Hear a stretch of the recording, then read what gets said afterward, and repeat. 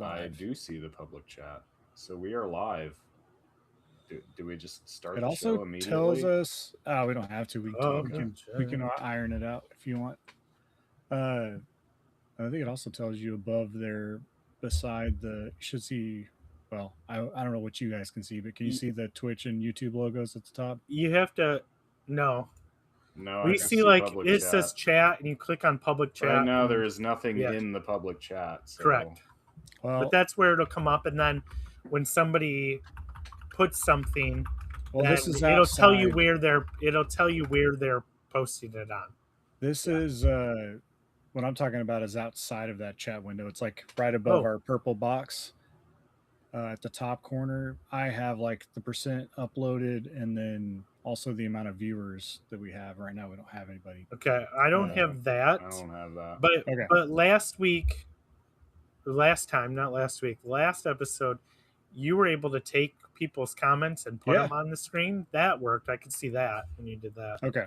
Yeah, and all I did with that, I think, if you highlight one of the comments, you can. It's below. It says show on stream, which I don't know if you guys have the option to do. No. That. Okay. Well, then I guess I can do that from here and there. But my hair's kind of crazy too. Jeez. It's all right. All right, Flightsy's on. Flightsy is there. What's up, Flightsy? He's got a list for us, I'm sure. He does. He is supposed to have a list. Yeah. He said he was making one. I added him to the show notes. Flightsy's live list. Okay. He also has we're Dan list tonight, Flightsy. He also has an article that I posted to have scheduled. It should be out. It came out at 9:00. Do you want to add that to like housekeeping? Should we put? I put new RetroLogic content coming. I kind of left that note in here. We could talk about it after the show. I'll post a link to the Substack with the picture like I normally do. Okay.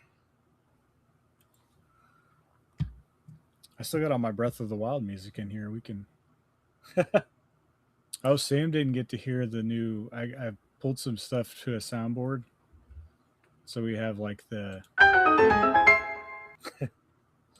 Oh, okay. I love how well that works, and now I can hear it. They're a little loud. Yeah, a little bit. I'm still playing that with the volume, the sound volume here. Stay a while and listen. That one's kind of quiet. Okay. If I go too low, or those Zelda ones just really loud? Now they're kind of quiet. I mean, I can hear them. Metroid is still pretty loud. Yeah, Metroid's loud. Yeah. Set to remember that. Oh, I got this one too. Samuel. What are you buying? I got a Mario coin. I got the Donkey Kong ones for Dan. Donkey Kong noises are just great. They are a great seasoning for everything. Ooh, banana. Yeah, I could have grabbed that one, but I missed it. And then, so we've got a few sound effects. I don't know what we're going to use them for yet, but I have the options, so I was playing around with it. Well, Flightsy says he's pulling a list from the archive this time. Oh, updating the prices, and then he wants to see if we can guess the theme. And of course, because we're on Twitch, we got some spam. That's all right. Pikmin noises. Ooh, yeah, we probably do need some Pikmin noises, don't we, Flightsy? I wonder if I can just make our own. Yeah, I don't know. I'm not all that familiar with any of these live platforms, so I don't know if I can kick that person out or not. Well, you definitely can. Yeah. Hold on a minute. Let me see if I can do that. Yeah, I think that's one of the reasons I switched to YouTube only. Well, I didn't know how many people we would have. I think it's good to have variety. Last time it definitely gets it out to more people. Both, yeah. I mean, I guess as long as this thing sitting there spamming a bunch of junk on there. It's okay. Just hang out until I figure it out later. So I guess Flightsy's list is from his own archive. Ones he made a bunch of them a couple years back, but never sent them to us. So it'll be brand new to us. His archive.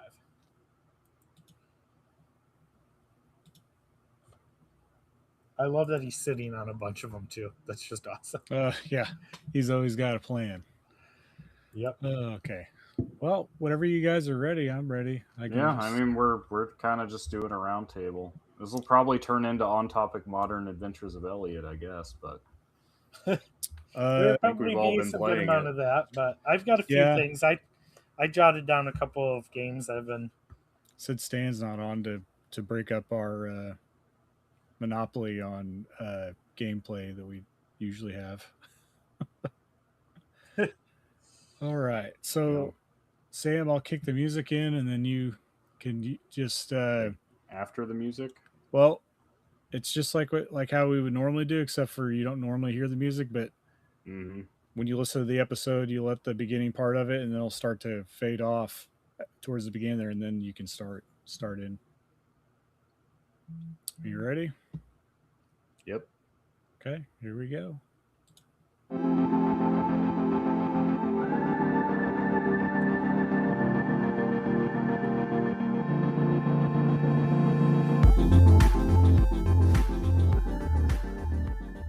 Welcome to RetroLogic. I'm Sam Wagers here with Shannon Eno and John Cummins for our 150th episode.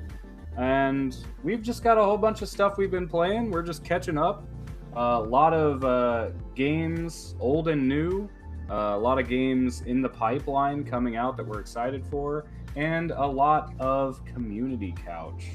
But before we get to that, how are you guys tonight? Hot. Yeah. Yeah. We are at the start of a major heat wave here. Heat waves hitting all of us. It's hitting like everyone, everywhere. Yeah, some Europe worse has than been others. Struggling for a while. I mean, I guess at least my state is not on fire, like Adam posted earlier. Yeah, no kidding. That's always fun. Keep times, safe out I'm there, sure. guys.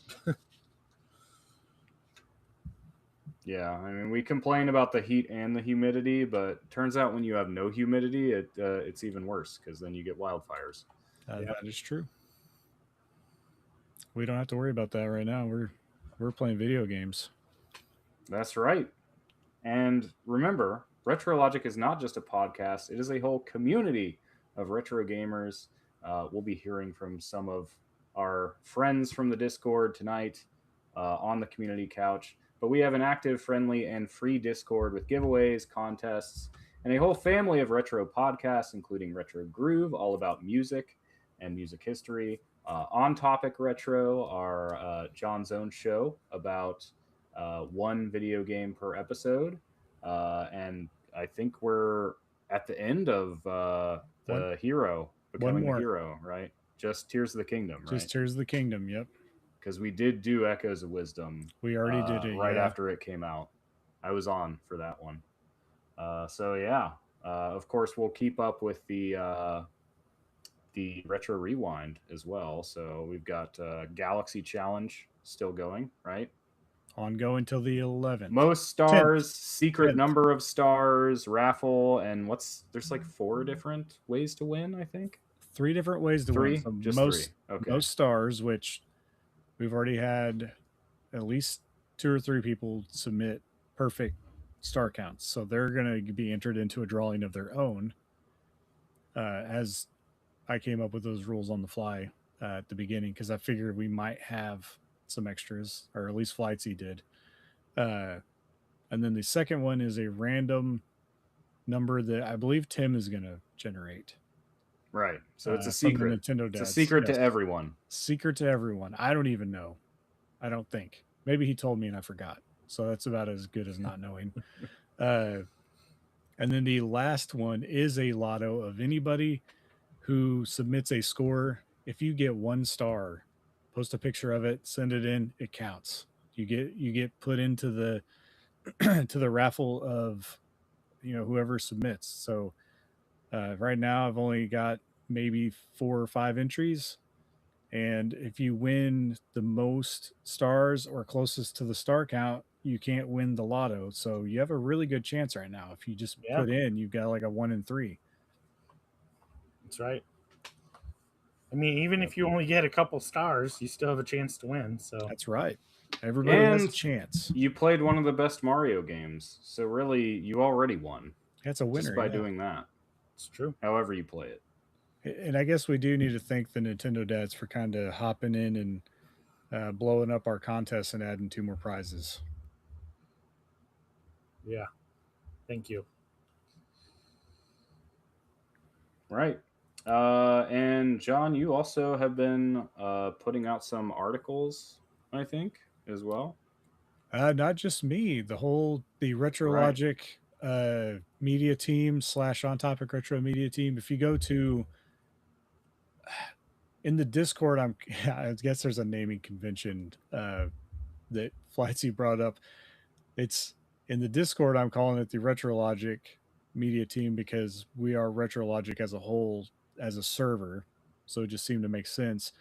But on my On Topic Retro substack, which is not directly tied to RetroLogic, I did it beforehand, so I kind of branded it under the On Topic branding. That website has the On Topic retro media team, but they are one and the same. That's just how they're named on the website. But anyway, it is a group of us, and we're all putting forth effort to bring articles.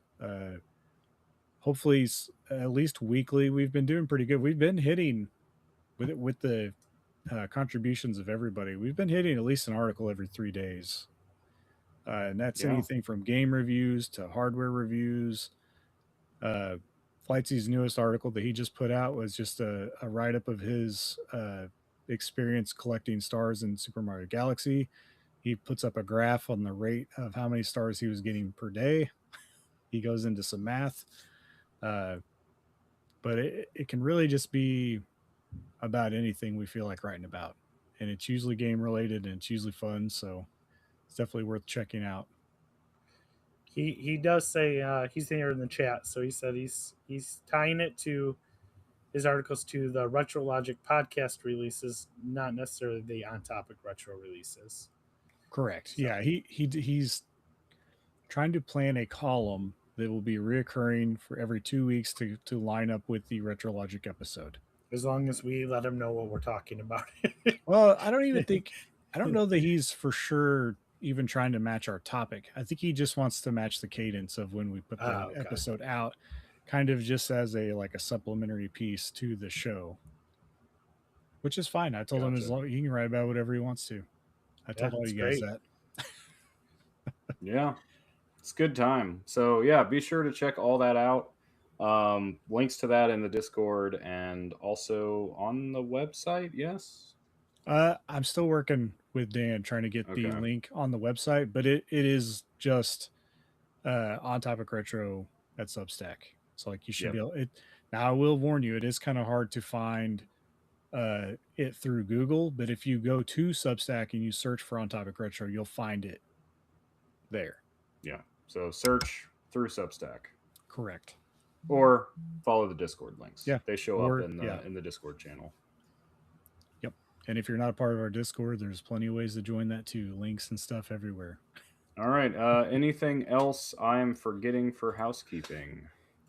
We can mention we did just release the Breath of the Wild episode. I mean, we kind of mentioned it, but that's pretty recent. That's within the last week. And On Topic Retro did its first live episode as well last week. And I feel like it went pretty good. What about it? I mean, there's definitely a lot more levers to pull for that show because I had to pull all of the pieces of the OST in to be able to have the break music included. So there was a little bit of a learning curve on getting some of that out there correctly, but I think we did pretty good. Yeah, I think so. Yeah. I have not listened yet, so I don't know, but it sounds like you did pretty good. I'm hoping. I didn't listen back to the whole 2 hours. I kind of skimmed through, but it sounded like it was doing pretty good.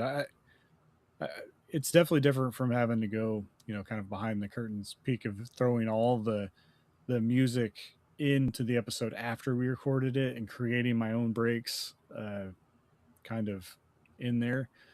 So It does change how that works, having to do it live. It does, yeah. You have to figure that stuff out. So I think we did it the best we could, or at least the best we could for the first try. It'll probably get smoother transition wise as we go on, but it definitely makes editing a lot better. Kind of went in and cleaned up the beginning and the end, and then we were pretty much set with everything in the middle. Okay. Lots of content over at all the different mini arms of the RetroLogic octopus. But with all that said, before we get to our show topic, we always have our favorite game, The Price is Retro. That's right. If this is your first time playing along... Hey, hold on a minute. We have to do it, man. Right. You have right to see, I'm used to just jumping in. I know. This is my first live show. This is, yeah, we got to start it all over again. Here we technically go. not. I mean, I could start the show all over again. I have the ability to do that too, but we'll just do the Price is Retro instead.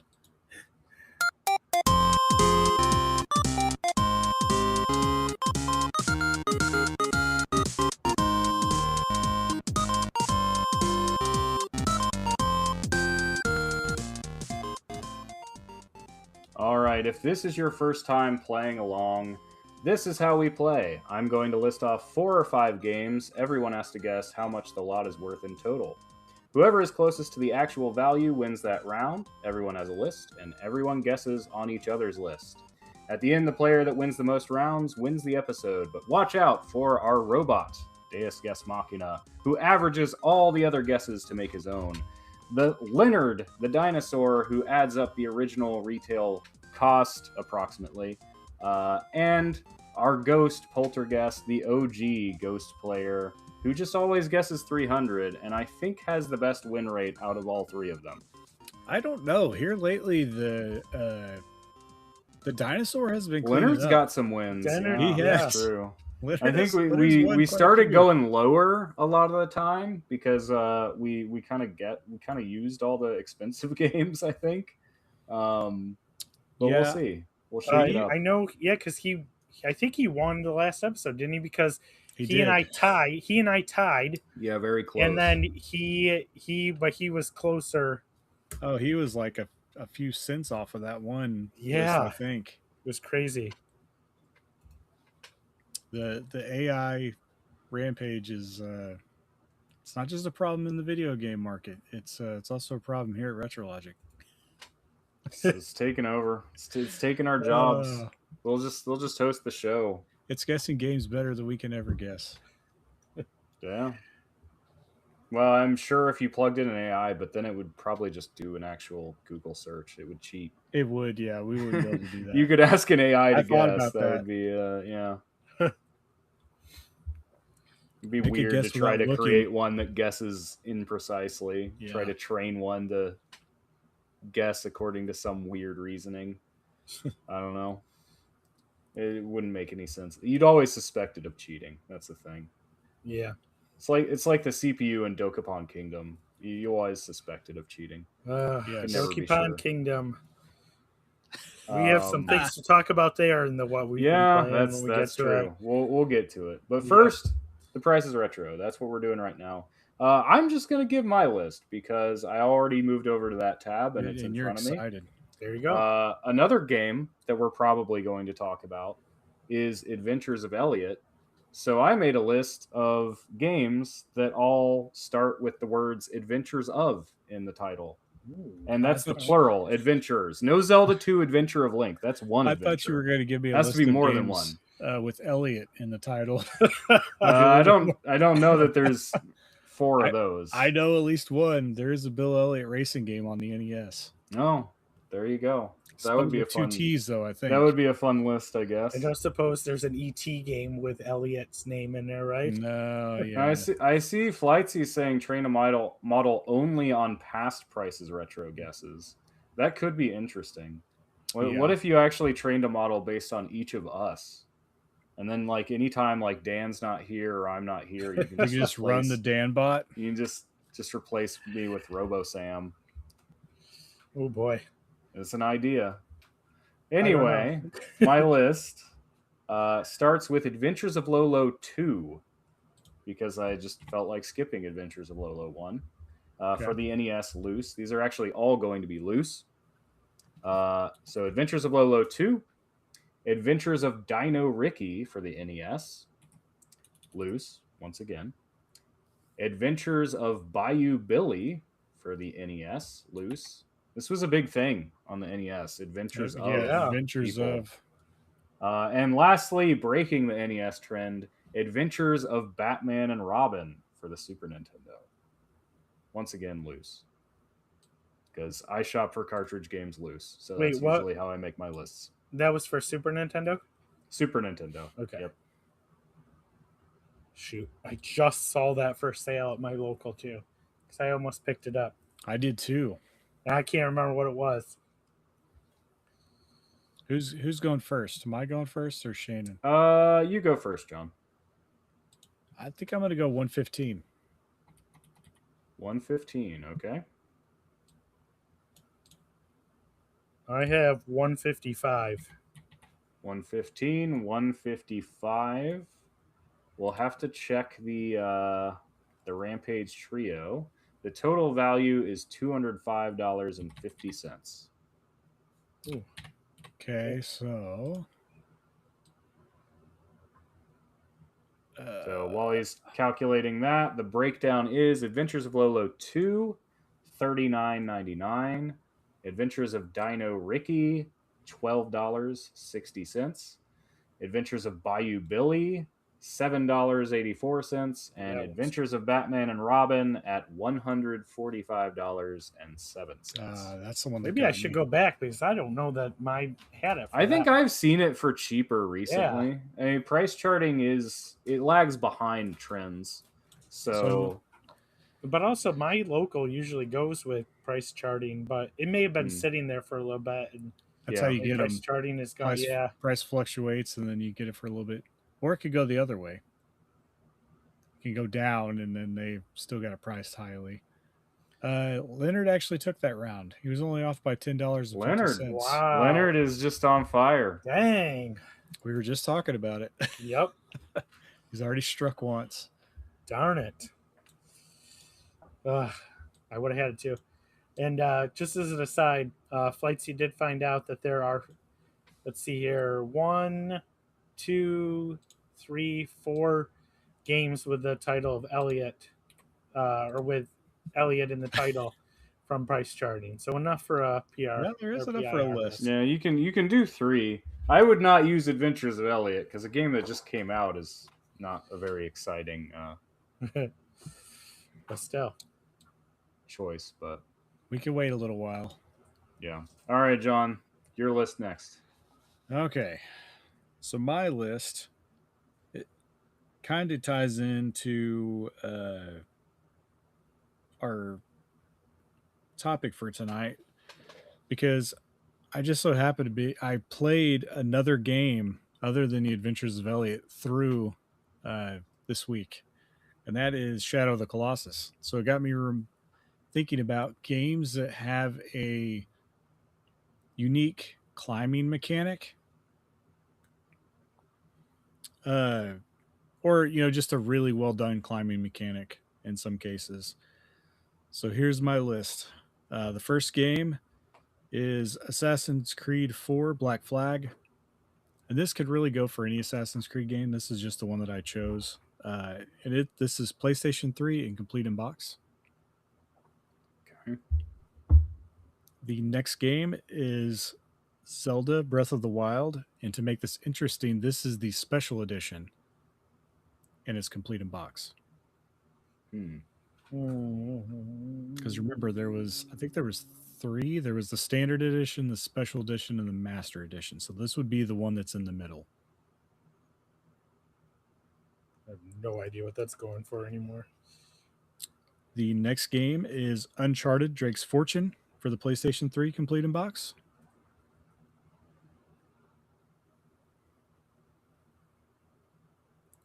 The next game is Tomb Raider for the PlayStation 3, complete in box. This is the first of the newer trilogy.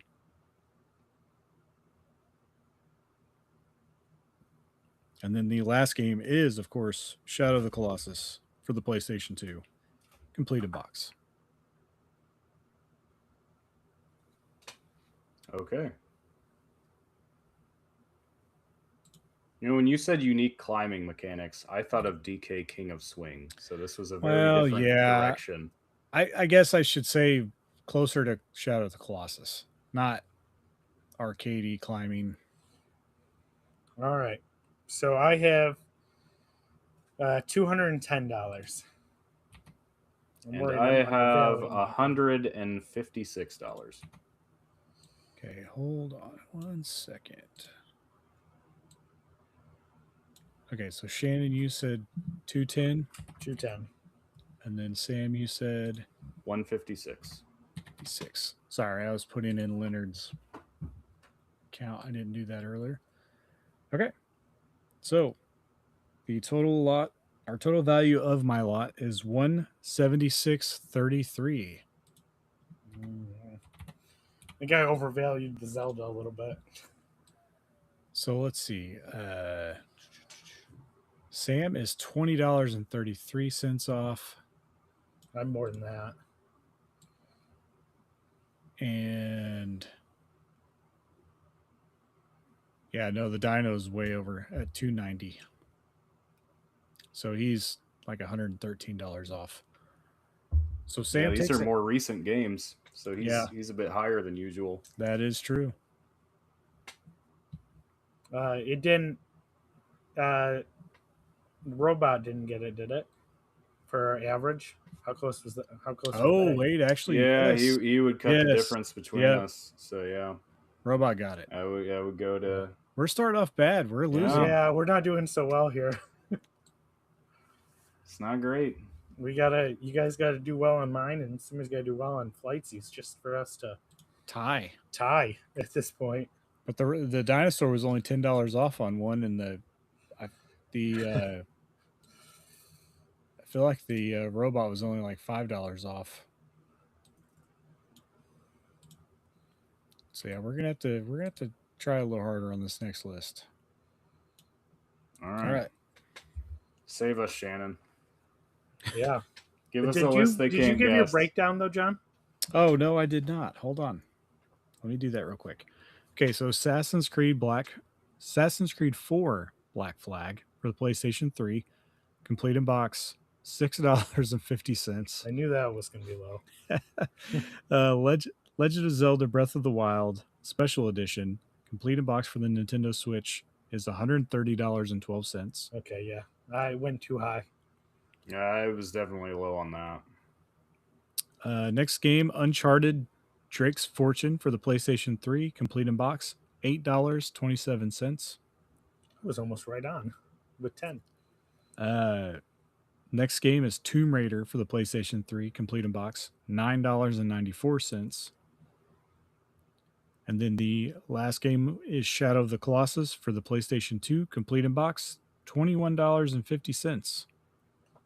Crap. So yeah, it was Zelda that got me. I knew the rest of them were pretty You low. were probably thinking of the Master set because it's quite a bit more valuable. Even with you saying it was the middle one, I couldn't remember what came in each of those two. So yeah, I just went a little high. That's all right. We got ground to catch up. The Robot might do the worst, Flightsy, but here it was almost right on. So just depends on our guesses. Yep. All right. Here goes mine. So this is the third of my trilogy of games featured in the an episode of Nick Arcade. So I'll come up with something different next time, but it's kind of fun. This is fun. I like these ones. I'll do them from time to time, but I won't do them every time. But we are going to do it here. All right. So these are all loose. First one is Airbuster for the Sega Genesis. Second one is Bonk's Revenge for TurboGrafx 16. Third game is Turrican for the Amiga.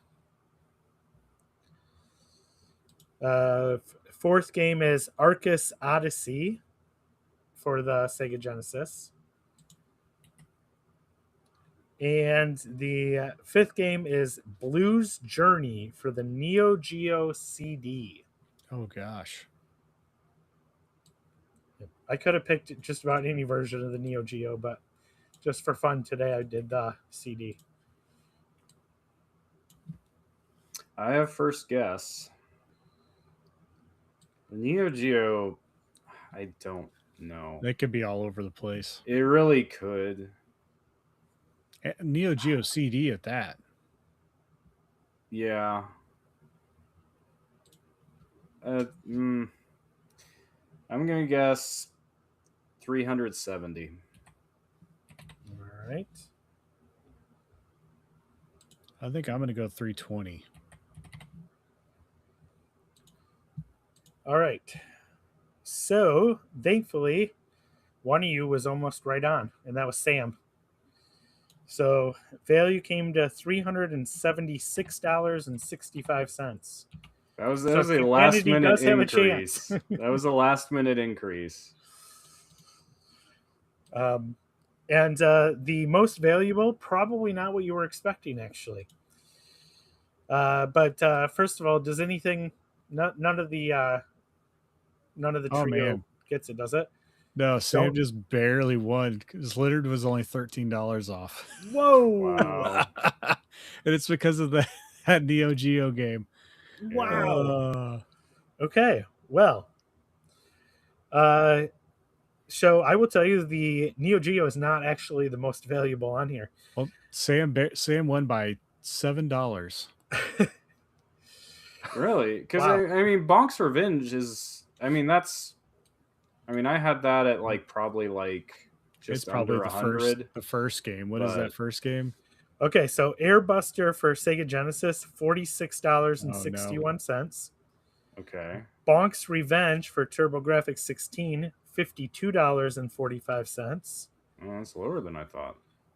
Turrican for the Amiga, $129.60. Yeah. It came out on just about everything. The Amiga was actually the most valuable of the different versions. Yeah, that makes sense. See, I was thinking, because I know it's expensive everywhere else it came out, typically. Yeah, but it was definitely like the other games. But Amiga is something a lot of people don't collect. Yeah. So a lot of those games aren't worth anything. Right.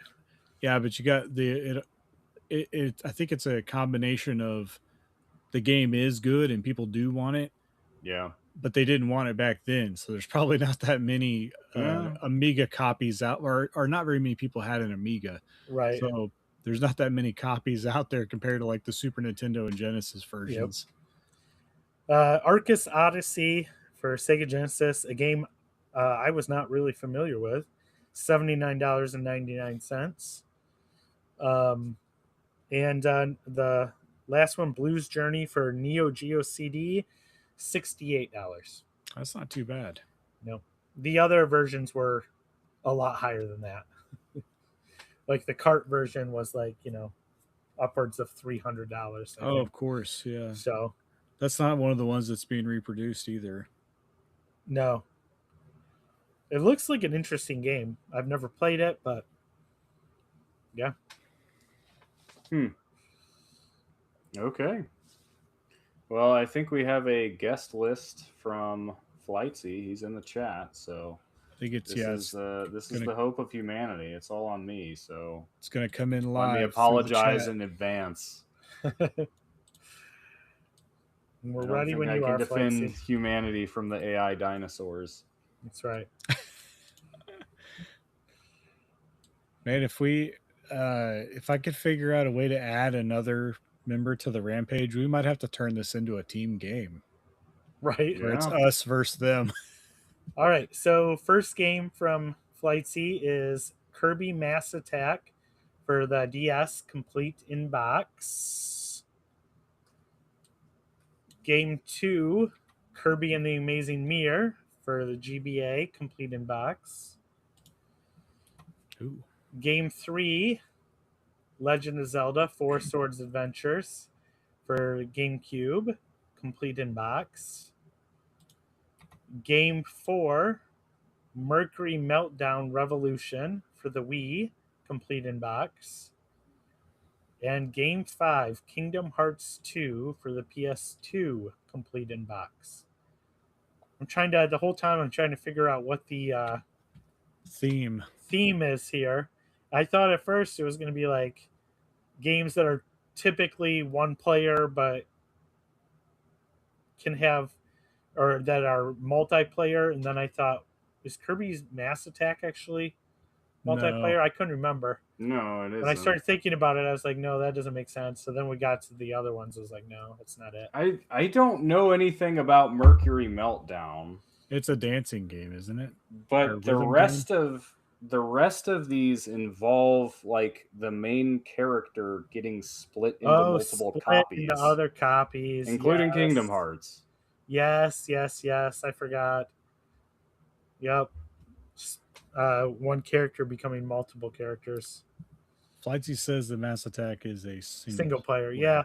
As soon as I started thinking about that, I was like, yeah. I like Kirby Mass Attack. It's a cool game. Okay, I got DS games are just so fun, very experimental.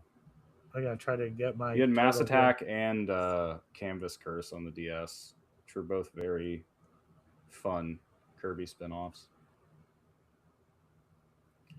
Okay, so who's guessing first? I'm still getting my total out here real quick. Yeah, Mercury Meltdown is like a monkey ball. Yeah, like Marble Madness. Oh, okay. I was thinking Kinda it was a thing. rhythm game for some reason. And that is the theme. Okay, I wasn't sure about Mercury Meltdown, but I made a guess based on the other four. My guess is totaling at somewhere close to 300. So I am going to undercut the ghost and guess 299. Okay. I've got 250. I have 275. We're all right there. We're all gonna be close, or we're all gonna be like. All right, Flight C, when you're ready. Fire away. Blob of mercury can be split into pieces. Okay. Okay. Let's see. Interesting. Okay, Kirby Mass Attack, $29.99. I was a little high on that. I think I was right on. I think I was guessing $30. I guessed 40 on that one. Wow. Kirby and the Amazing Mirror. Near 194, complete in 45. box GBA games. I know, but I wasn't even close. But I'm going to need the rest of these to be really low. Zelda, I was right on to the dot because I know I have that game and I've seen it recently. So yeah, yeah, $80. We should still say yeah. it. Mercury Meltdown Revolution, $6.18. I should have guessed 301. Kingdom Hearts 2, $14. So I was thinking this is a ghost list. This is a ghost list, and I guessed the wrong side of 300. So yeah, the Rampage took this. Yep. We apologize on humanity's. Yeah, I don't know why I lowballed Kirby and Amazing. I was thinking like 120, 130 for it because I knew I was pretty much right on the rest of these. I was thinking right around 100, but Kirby games are a little higher. Yeah. GBA. I guessed 110 on Kirby. Do we have a trivia? Or are we going to go to break? I can grab it. It's right here.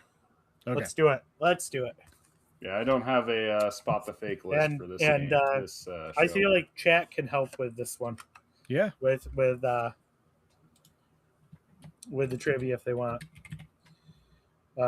I am, and I was also kind of in the background. I've been thinking of an idea for a new game too. Sweet. All right, because I'm almost out of trivia cards. What is the full name of Agent 47's handler in the Hitman series? Good. Yeah, I got no idea. I have never played a Hitman game. I haven't either. He's the bald dude, right? Well, that's it, man. That's all not I the know. handler. Well, yeah, that's all I know. He's a hitman. That's a guess, actually. Diana Burnwood. Yeah, we would have never guessed. On the tip of my tongue, obviously. Flightsy says he doesn't know Hitman. He also said every team member of Rampage contributed. I think They that's a did. first. That think is that a is. first. Oh, for Each member of them 150th got a episode, win. each one got a win. And none of us got a win And- except for Sam. And yeah. I was robbed like twice though. I was close Yeah. on several of the, but they were low value rounds. So if you're within $20, it's not that great. All right. What video game features Loot Lake? Loot Lake. I don't know. Is this Fortnite? I'd think it's Sea of Thieves or something. It's But Fortnite. that's a lake. It's Fortnite. Sea of Thieves wouldn't Sam have got a it. lake. Well, you know what I mean. I don't know. They have loot. There's not even loot. in Fortnite has a big right? map. There's like named things on it. I know that much. I was But just I mean, saying, my point is, a lake is surrounded by land. You wouldn't. It's Sea of Thieves. Well, yeah, but Sea of Thieves isn't just a sea. It also has like ports and islands, and maybe one of the islands has a lake on it. I don't know. But how would you get your boat to the lake? Why would it matter? You wouldn't. You'd if have a you're, little if bitty- you're a sea pirate. You'd have to have a rowboat. This is great. I mean, The fact that it's live is even just better. I love think it. about it I love it. for a second there. Okay, so one for two on the trivia. Yep. And sometimes it just asks me about a game I don't care about. So Yeah, I'm surprised I got a Fortnite question. You just figured it I actually out. feel a little like disappointed in myself for getting it right. I don't know. You lose points for getting that one right. I know. I take great pride in not playing Fortnite. Okay, it's time for our break. So when we get back, we will see what we've all been playing and what you've been playing on the community couch. Let's do it. Well, Flightsy says there's a decently sizable delay for chat. He started sending the prices before I even said to. That's all right. Yeah. I mean, It worked out great. It worked out That great. always happens with streaming. There's always going to be some delay. Part of it depends on upload speed. Part of it depends on whatever. Could be Twitch, could be YouTube, could be whatever. Yep. All right. Did you guys need to do anything before we hit back? Nope. I'm good. I got my Alrighty. water here still. I might take a drink of water. Stay hydrated. Keep Right. hydrated, everyone. Yep. I mean, I You got got your- plenty of ice in you got- this. It's You how I have your stay cool. entire. That's your notes for tonight. Yep, You that's just grab my the notes. actual games. I brought them. I wrote them down, and I had more than I one game. expected when I started writing them down. But some of them are just. I have the game I there's not played much to talk yesterday. about. Oh, nice. Ooh. I also have a pile of broken down Nintendo Switches on my desk. Yeah. Speaking I've of got- which, I need to reach out to my sister and let her know. I keep forgetting Yeah, about that. I'm still looking for another donor. For It's funny. version 2. Yes, a version 2. I had a broken version 1 that my brother gave to me. He picked it up somewhere. I have no idea. He's like, if you can get it working, you can have it. So I was like, I just been having it sitting around because I figured it's at least parts. So after I swapped that V1 board into his Switch, your nephew's, and it didn't work. And then I realized what happened. I pulled it back out. And then I tried to put it in that other switch to see if it would fire that switch up, and it didn't do anything for that switch either. So that switch must be toast somewhere else. Or the screen is bad. One or the other, something that doesn't like it. But I know that board worked because the one that I bought as a donor just had a cracked screen. Like it was smashed. The screen is, but it would still come on, and it would charge and everything. So that's why I bought it. So I thought I was going to fix at least one of the switches I had that was broken, and now I just have 3 of them broken apart on my desk. None of them work. So it's awesome. But I'm still looking. I'll find one. I know you will. But all right, you guys ready to come back? Yep. I'm ready. All right.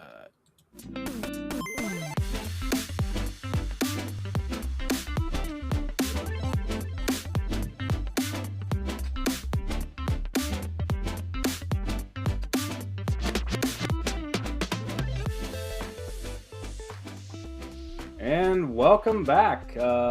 We've got kind of a free-form, casual show tonight, as we've all just been playing a lot of games. School's out for the summer. I think that's helped some of us. I was on vacation last week, and that did include a lot of game time because I was riding in a car and not driving all the way to South Carolina and back. So that gave me time enough to beat Mina the Hollower, among other things. Ooh, nice. And it's just one of those things that a confluence of playing so many games at once, and somehow I finished them all around the same time. It's funny how that happens. But it does. They all seem to converge at some point. So I know one game we've all been playing, and John, you've already finished, is Adventures of Elliot. Yep. Which just came out, a week ago? Yeah, I put an embarrassing amount of time into that game in a short period of time. I beat it in about 3 days. So if I did Flightsy's math, that's a little over 8 hours a day. I put a full-time job into this game. I need to see your graph of how many shards of life you got per hour. Collected per playtime. I got them all, so I can say that I guess divide. I don't know how many you start with, 4 or 5.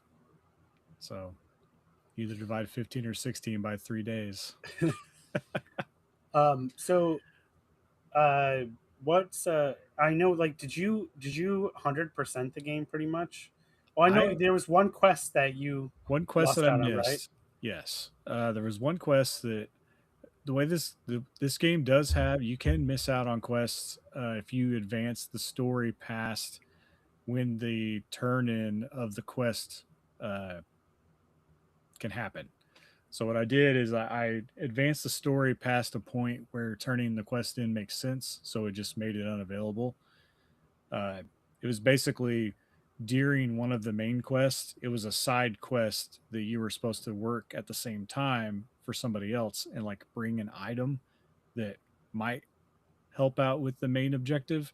And I just missed it completely, and I solved the problem without doing the side quest. So once I might need you to tell me, like, even if you don't want to spoil anything, just I was trying not to spoil on here, but I don't care. You can tell me. It's nothing major spoilery, but I'm so worried about missing quests now since I know that was your experience. They do highlight I'm constantly on the map. checking. I'm constantly checking. Well, yeah, the game's it is kind of strange that they would be missable at all. I guess just because they were committed to like making sure they made sense in the story. But that was the only reason why. Yeah, because the game seems very much designed to help you track everything. Yes, even down to like which NPCs you've talked to. That's the biggest point that I tried to push in my review, was just how, like, I'm going to look back on this game, later and be like, man, the quality of life in this game is amazing. And I really hope that it gets applied to other Square games or even just other RPGs in general. But I mean, like you mentioned, the check mark on speech bubbles, if somebody doesn't have anything new to say to you, or the compass that you get that kind of provides not necessarily a checklist, but it kind of gives you the locations of things you're looking for based on the needles that you have collected so far. I haven't collected any. Well, no, I haven't collected any needles so far, because I just, before we started recording, I just got the cat quest, and that's how you earn your first needle, I believe. Well, yeah. The thing is, I went back to all the cats. It's number one. It was weird to me that the game waits so long to give you that quest. Yes. Because and I was I'm like, what do I where do with the cats? And then you have to go back and get them later. I know, and I'm like, where are they all? I'm gonna have to do a checklist. Fortunately, you get the needle when you get 5, but if you do that right away, you don't have the compass yet, so it doesn't do anything. Because that's what I did, and I'm like, wait, how do I use this? Well, you don't have the magic compass yet. They pace it out pretty good.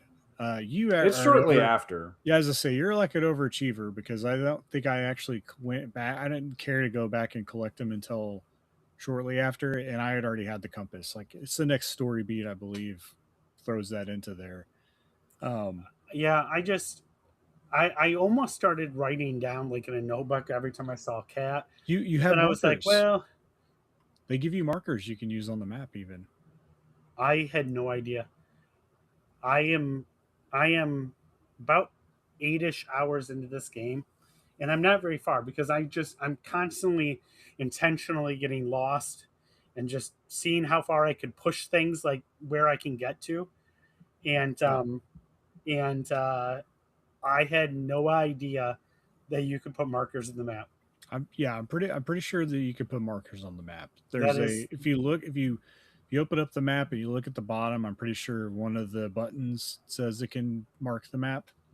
That's crazy. Now I don't need. Now we don't need to do it because I can collect the cats. Yeah. Now.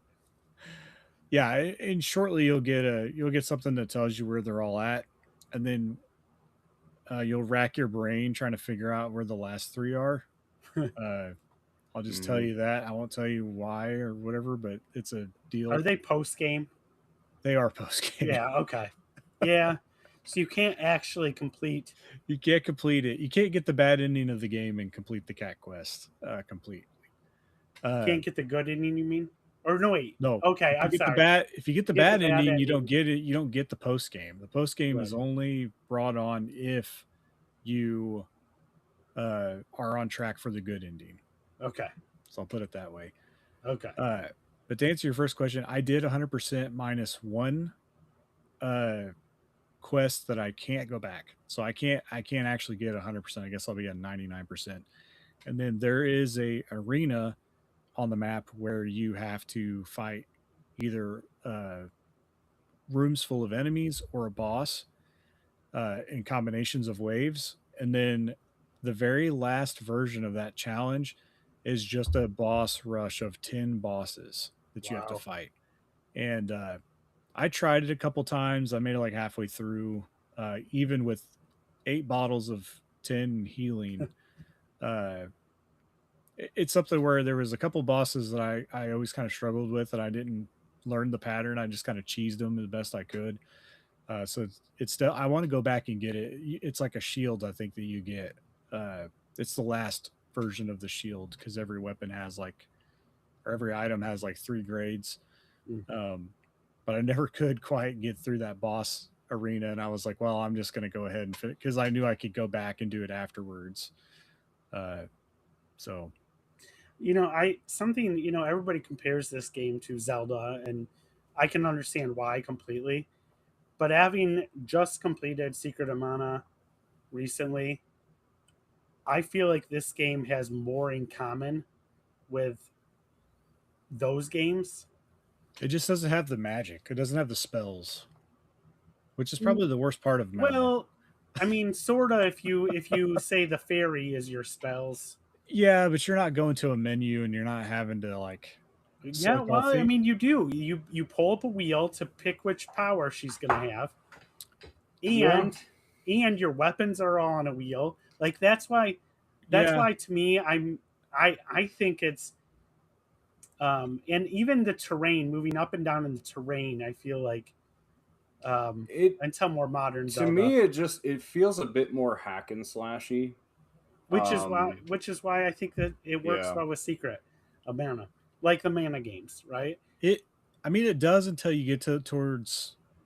I mean, eventually you get to enemies that take some hits. Like you get a little bit later in the game, even with the highest powered weapons, there are some just like regular enemies that will take you.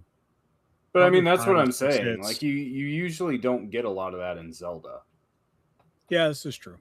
And that's what I'm saying, and that's what I very much Not 2D Zelda experienced. anyway. Right, that's very much what I experienced in Sierra Mountain. Some of those later enemies were just like sponges, and you just This you know.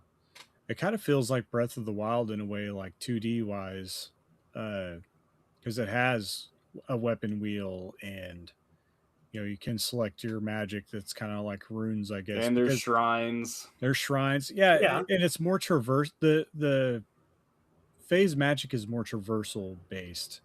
Like the one that I used all the time was, which I don't know. I don't think it's as I don't think It's not that you see spoilery, them in a but lot of the previews. yeah.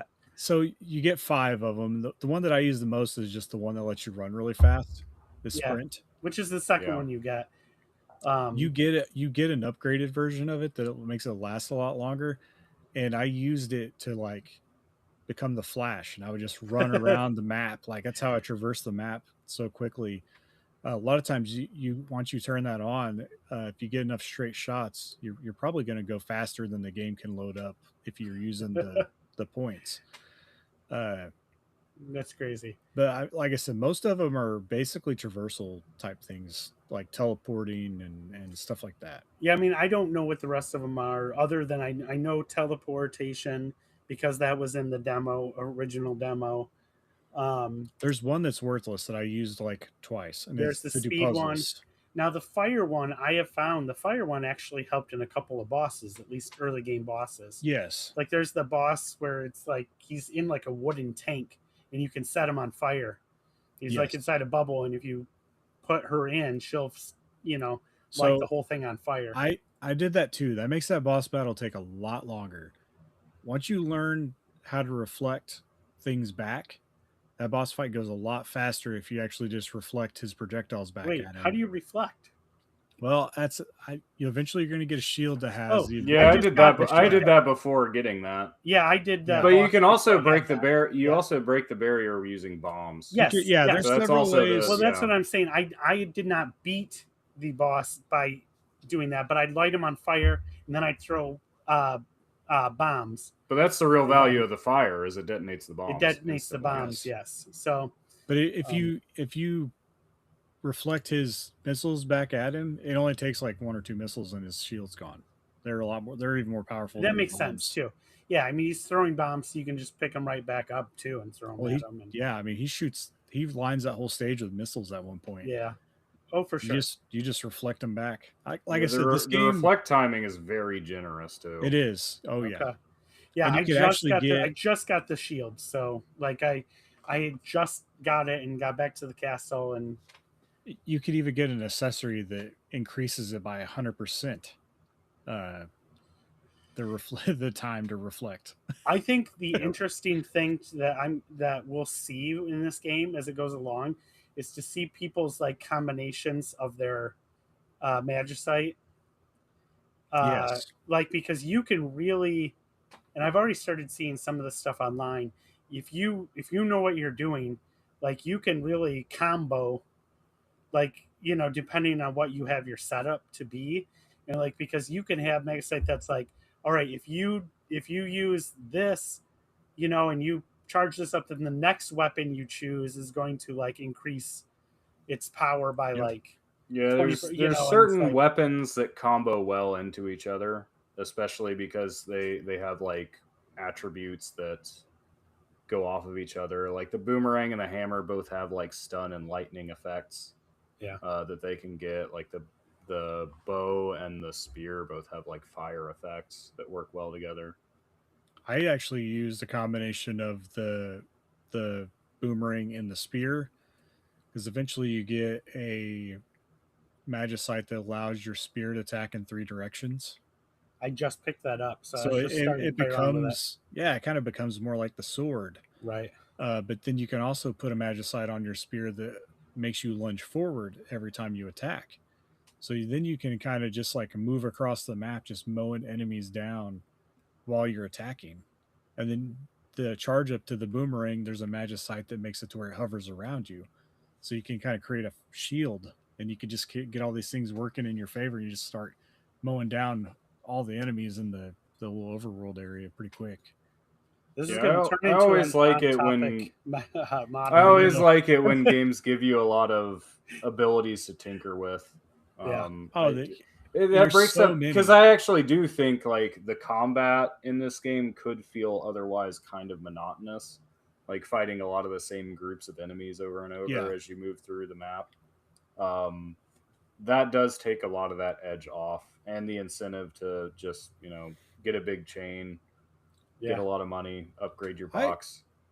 I also feel for like the amount of, because I mean, essentially, again, this is kind of like Breath of the Wild. You're playing the same map, layered 4 times or whatever for each age, and a lot of the enemies do kind of overlap between there, but they do give you a pretty good variety of area. That has different enemies. Yeah. So like, I definitely feel was like kind of comparing it to hoping the Zelda, eras would feel more different from one another. I think that's the problem with not having a like futuristic era. They have like the Age of Magic that's supposed to feel more enlightened or more futuristic. Just the one town, right? Like yes, just one town is kind of an odd choice. If there were like different structures that appeared in one era and not in another, like it's a ruin in the other, and then it's just completely gone in the next. That would really drive home. Like as it is, each era feels about the same. Now they do some of that. Like it's not as pronounced right away. Like you have to go into the dungeons, but as you'll find, you'll go into a dungeon in one era and it's like one floor, and you'll be like, "Yeah, I thought there was more to this," and then you realize that you can only go so far in this area. You have to actually go to a different area to complete it, because each dungeon has a completion point, but you can only complete some of them in certain areas or certain eras. I would say that so far, the dungeons are actually, I think, one of the strong points of the game, because in the fact that they don't feel overly long and like they don't overstay their welcome. And they're not over puzzled. Like the puzzles they're not are over there, puzzled, but it's not going to take you.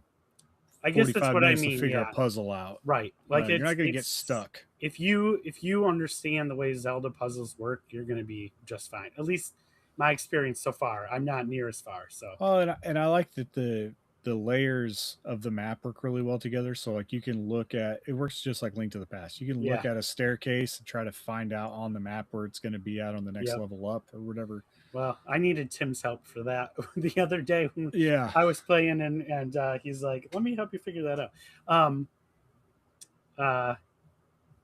Oh yeah. Speaking of Tim, and he showed up. Also, Flightsy said he has no idea what the game is. He just learned there's time travel. Yes, there is time travel.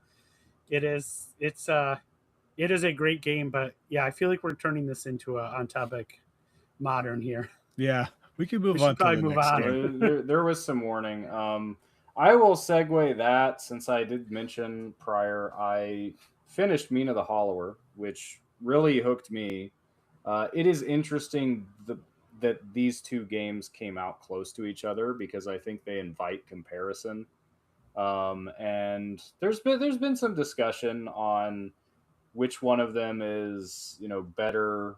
I think they both do different things well. There's some guys over on the Nintendo Dads Discord were saying that Elliot really didn't hook them the way Mina did. John, it seems like Elliot hooked you in a way that Mina did not. I'm kind of in the middle. I think Mina the Hollower had my attention more thoroughly than Adventures of Elliot did, but I am really enjoying it. Elliot feels like a very frustration-free experience. It's definitely not anywhere near as difficult a game, and I've been playing on hard mode.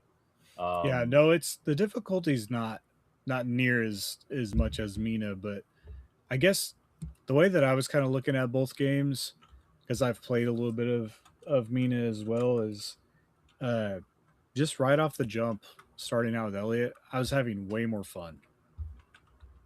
The game just felt more fun to me. I didn't have to work as hard to find the fun, so it was kind of like eating a snack food. Versus, I'm sure, by the time I go back to Mina and it's gonna, when I start to have things click a little bit more, Mina is probably going to feel more like a fine dinner. Uh, it's still going to be good, but it's it took longer to get there. Yeah, well, I mean, I think really Mina demands your attention in a way Elliot kind of doesn't, and that's kind of why I made the comparison of it being kind of hack and slash, especially Yeah. for the early parts of the game. Is I kind of found like my mind almost not paying full attention to the game at times, and that to me is not a point in its favor. I usually, and I'm this way about pretty much any media. Like if it's not actually taking up my full attention, to me, I consider that to be a sign that it's just not that interesting. Now, I'm not going to be down on Elliot for the full, but I mean, the thing is, the combat is very basic, and it kind of just was, here's another one of those chicken dudes. Let's just run up and hit him until he dies. Like, it gets a little bit more challenging in spots, but for the most part, like, you don't have to think too hard about how to approach particular enemies in particular spots. Whereas I think in Mina the Hollower, even when you fight the same enemy, if you're fighting it in a different location, you have to approach it differently because of the environment around you and where the pits that you're going to fall into are and what other enemies are present and what other factors are in play. Whereas in Elliot, once you've kind of found a loadout that works, you kind of just keep approaching every enemy the same way. Yeah.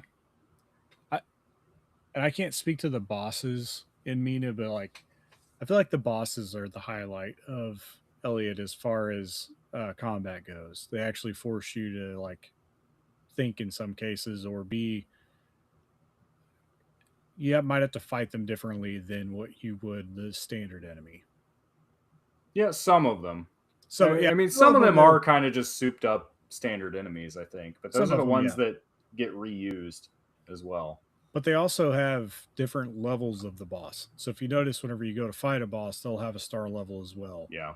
And by the time you get to like some of the like star level 7 bosses on hard mode, it could get a little bit more difficult. They hit harder. Yep.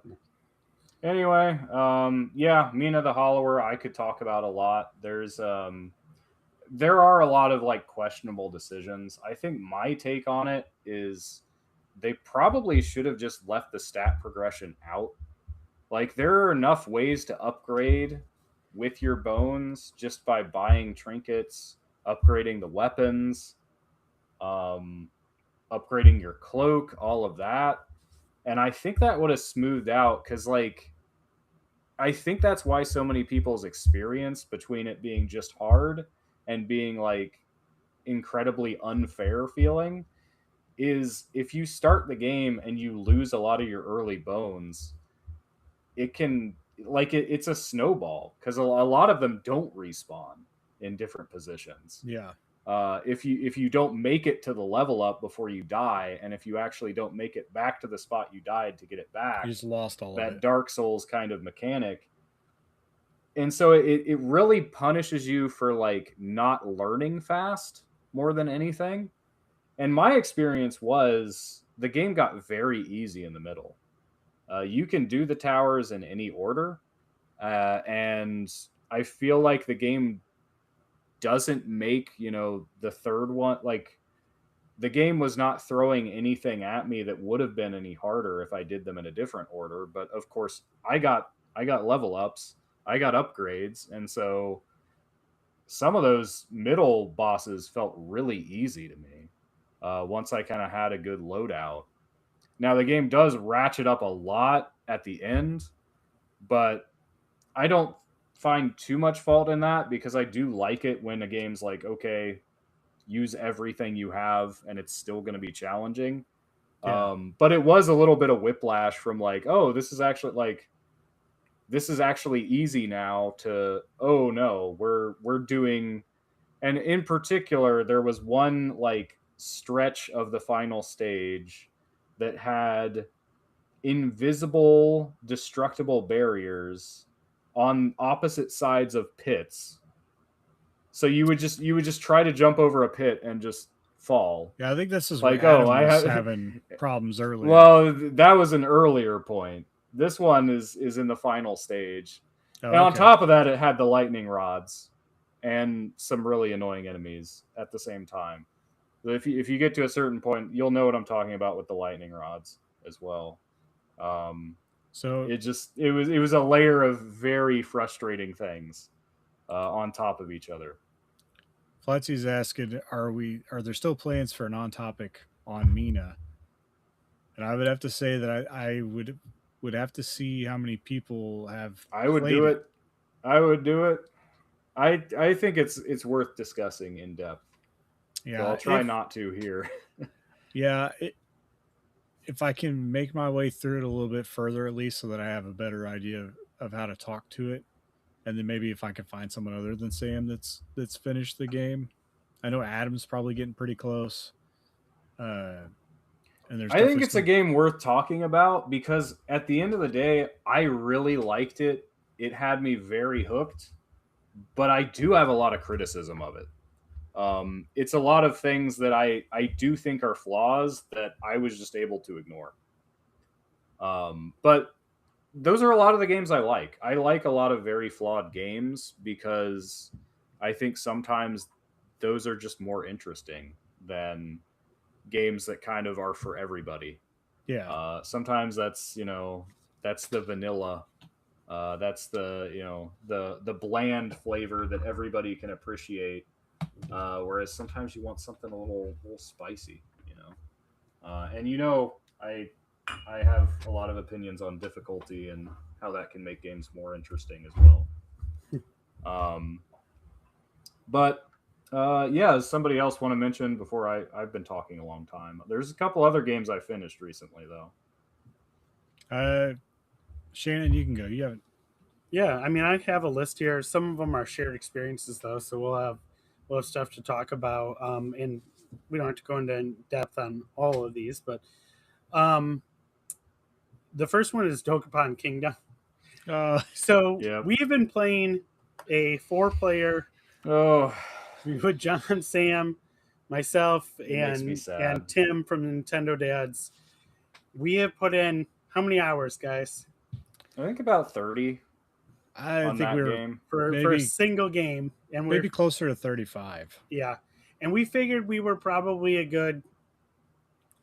We were in the 6th chapter, right? Yeah, out of 8.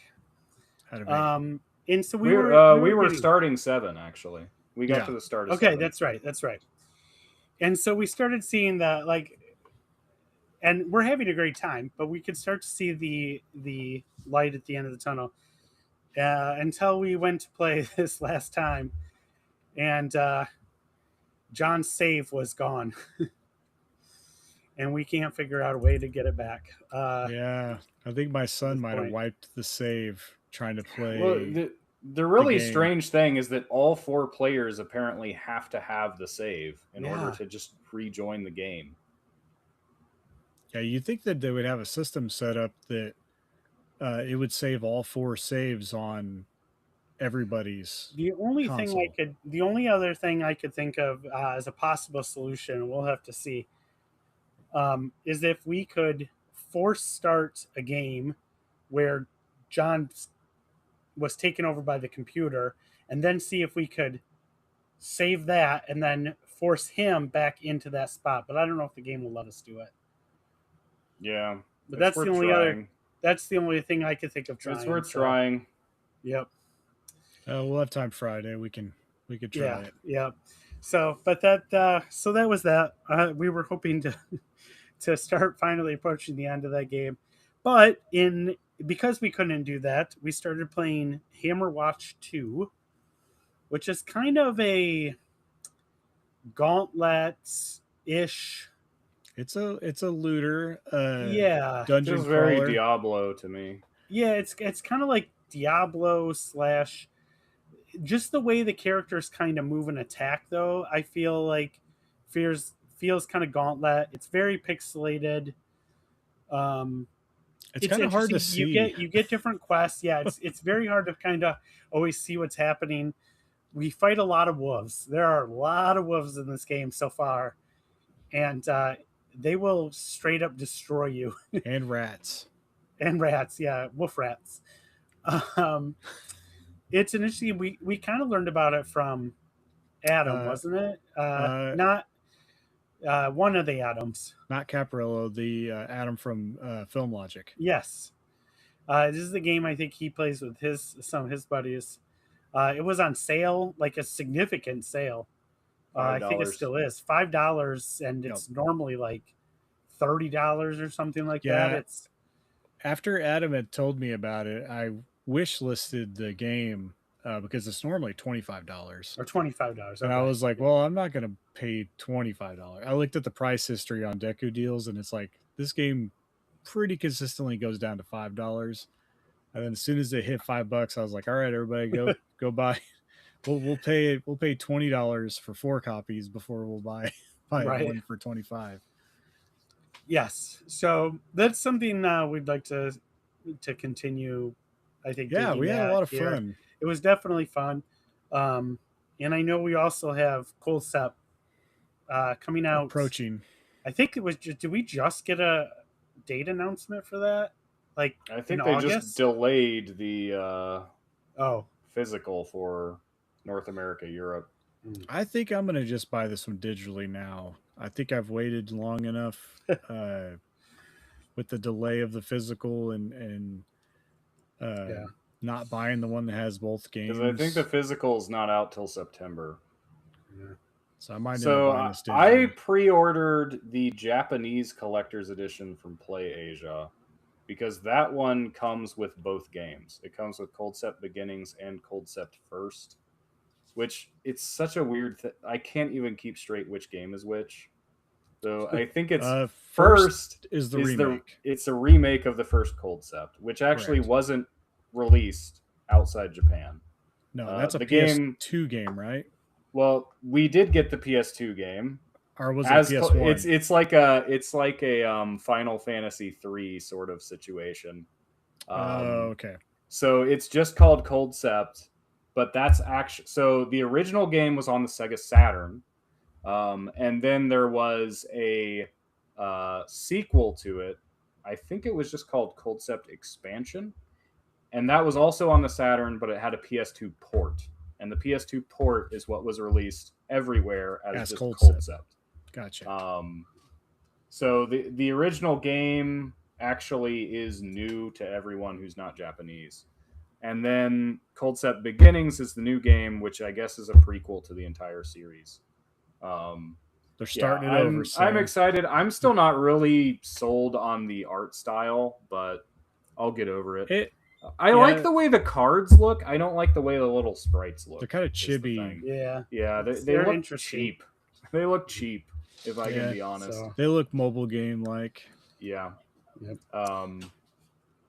So.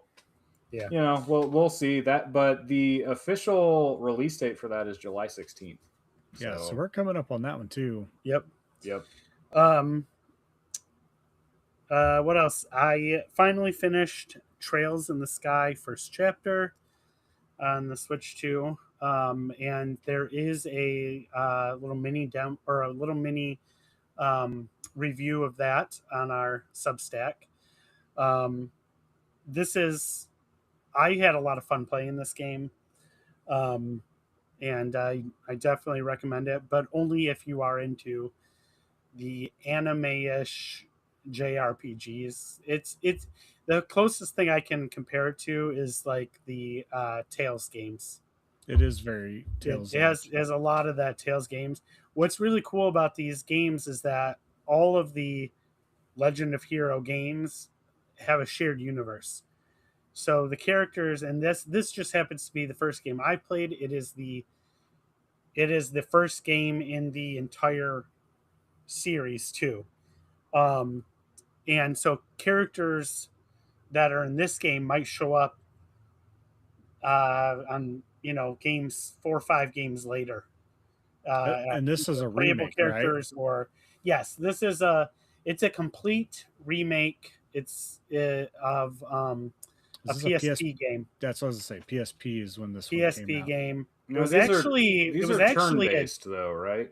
Well, that's the best part of these games, or at least I don't know that they're all this way.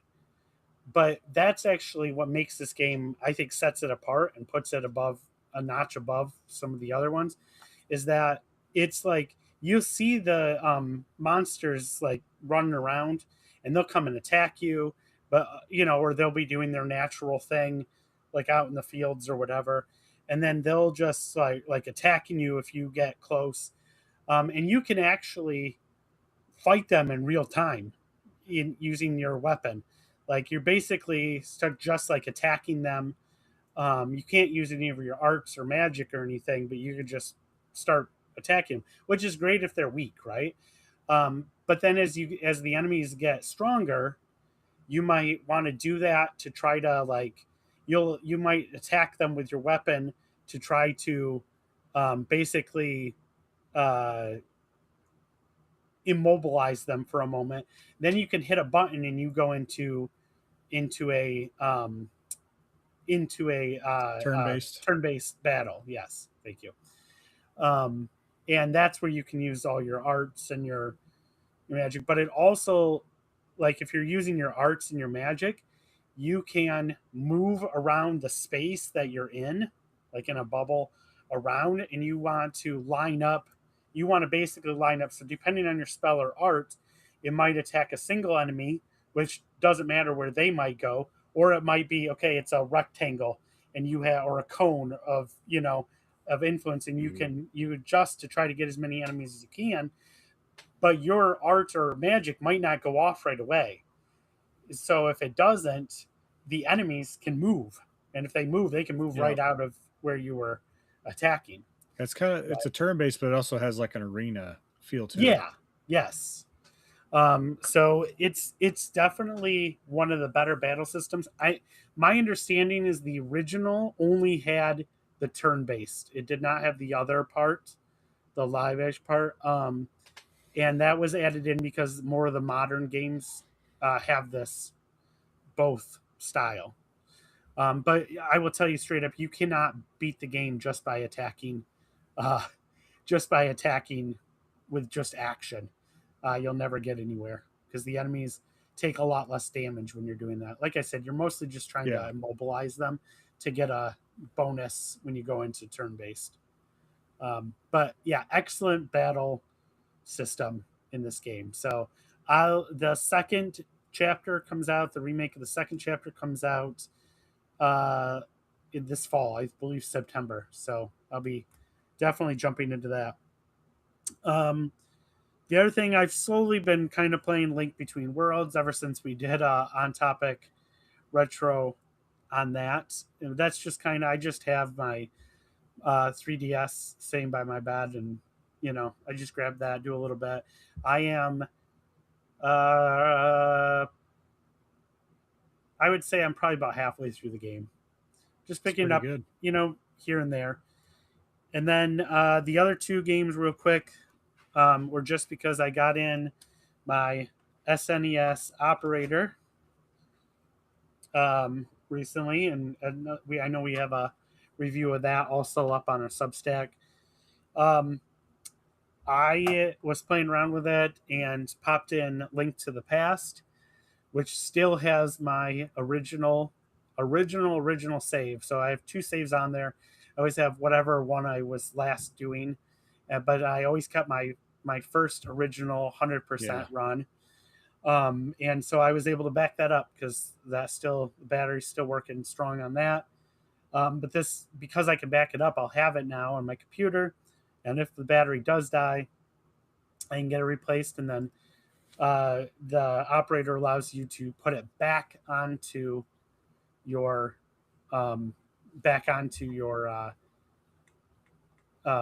game, on your original copy of your game. And I also popped in Final Fantasy 3, and that also had my original 100% save on there, along with whatever the last one I had been working on there was as well. Nice. I am loving the SNES operator. I cannot wait to see what they come out with next, which it looks like Tim's been saying, he's been playing SimCity. Yes. I know that's like Tim's one of his favorite games for the Super Nintendo. It looks like from what I saw, and I posted a article on Discord. They just did an interview recently and said that they are working on an N64 version. That'll be the next one they release. And then they are also working on a DS one, which is the one we're all really, really Yeah. wanting. Everybody needs a DS one. Everyone needs a DS one. Those games are bad. We need to back up those saves. Unfortunately, we don't. There is no NES one. Yeah, which is they apparently have a working prototype, but they said a couple years ago. I found something on Reddit where one of the representatives from the company said they skipped that one because most batteries in the NES era are already too late. So they're trying to get ones that are still That makes sense. active. But like I think it was Adam and I'm trying to remember, maybe Double D. A couple of people from Discord were saying they still have some of their NES batteries that are still working, and they're really worried about those because they don't have a solution. I mean, they were only supposed to last like 15 years, right? Yeah. Right. Well, I mean, we always approximate things. Yeah. Yeah. Yeah, we need that DS one. I mean, there's already some DS games that have lost their ability to save. I'd love to just have a good way to stream DS games too. I think that would be a really nice way to stream. That would be, yeah. So. Yeah, without having to emulate them in places. Well, I mean, you sort of are emulating them, but yeah, without. I mean, be able to. But you're doing it from your own copy of the game, at least, right? And so, they said as long as people are buying them, they will still continue to make new versions. I don't think they got any troubles with that. The Super Nintendo one sold out real quick. Yeah, they are a small company, and so it does take a little bit of time. I'm really hoping it doesn't take as long for the next one as the Super Nintendo one. Took them way longer than they had initially thought. I don't know if that was because it's really funny because whenever we did the interview with one of their marketing reps, and that was back in like 2021, 22, and they were telling us about the Super Nintendo one back then. Yeah, and we just now got it in our hands. Yeah. I think that I wonder if the like some of the Mode 7 stuff. I mean, it has to be. This is supposed to be pretty much compatible with everything. And because there's so many chips, I wonder if that and the fact that they're a small team, but you can, like, I haven't tried it out yet. But I have a copy of Yoshi's Safari I'm planning on putting in, and you can emulate the Super Scope with your mouse, they said. So I'll definitely be trying that. That's now, have you tried it with a Super Game Boy, and can you circumvent the need for a GB operator? No, it doesn't work. You can't. It doesn't work, and they said it wouldn't. So yeah, nice try. Although if you do put a Game Boy one into any Game Boy cartridge you put in to the Game Boy operator, you can choose to have it play as a Super Game Boy version. Yeah, they give you the option there at least. But the program, I updated the program and everything that you use, and everything is switches. I had both of them plugged in, and it's just a little drop down, and you can switch back and forth between the two really easily. Now I couldn't get the app to work on my phone that's supposed to validate. I haven't tried that. Yeah. Now I did not pick one of these up because I can. It's a little bit less user friendly, but I can still back up my own ROMs and saves from the analog Super NT. Yeah. And so that's something I've done, but I would recommend to those who have picked it up, if it's something that interests you and you don't mind going through the steps. There are some really cool Super Famicom games that have pretty good quality fan translations. Yeah. I think we need to get Shannon a copy of Marvelous and Other Treasure Island, so Absolutely. he can patch that and play it because That it's is really fun. that is one. I'm looking at picking up the Dragon Quest Super Famicom games. Um, yeah, now I wanna do all these things because this has got me really excited. And it's easy enough to hook up my Super Nintendo controller, the ones from the NSO. Just hook it right up to my computer, and Yep. I'm playing them with a Super Nintendo controller from Nintendo. It works great. Um, yeah, Tim is all over the DS one. Flightsy Yep. wants to know, how does the DS one work? Can you replace the batteries on those carts? No, but a lot of those carts are actually not lasting very long. No, they're not. They're corrupting. Yep. I don't know that. Yeah, I don't know that you can actually do anything. So It would the just be safest. basically to save so you can continue to play them. Correct. Yeah, you can't. Emulate. It's not like the other ones where you can pull your saves, replace the battery, and put them back on. I think you would have to buy a whole nother cart and then put your save on it Yeah. because Yeah. their backup battery And is at that not point, the main hope is to just save all my ROMs to a hard drive. correct. Yeah. For DS, because I mean those carts just some of them won't even play. Yeah. Even keeping them in really good shape, they're still starting to go. So I'm really hoping they don't wait forever on getting us a DS one. Hopefully the fact that they're talking about doing a DS one is a sign that they're recognizing that is a growing need for the community. So Tip says the app is a chef's kiss. yes. Is there a way to replace those carts? Because notably the operator is still emulation. I'd like to play on a DS system if possible.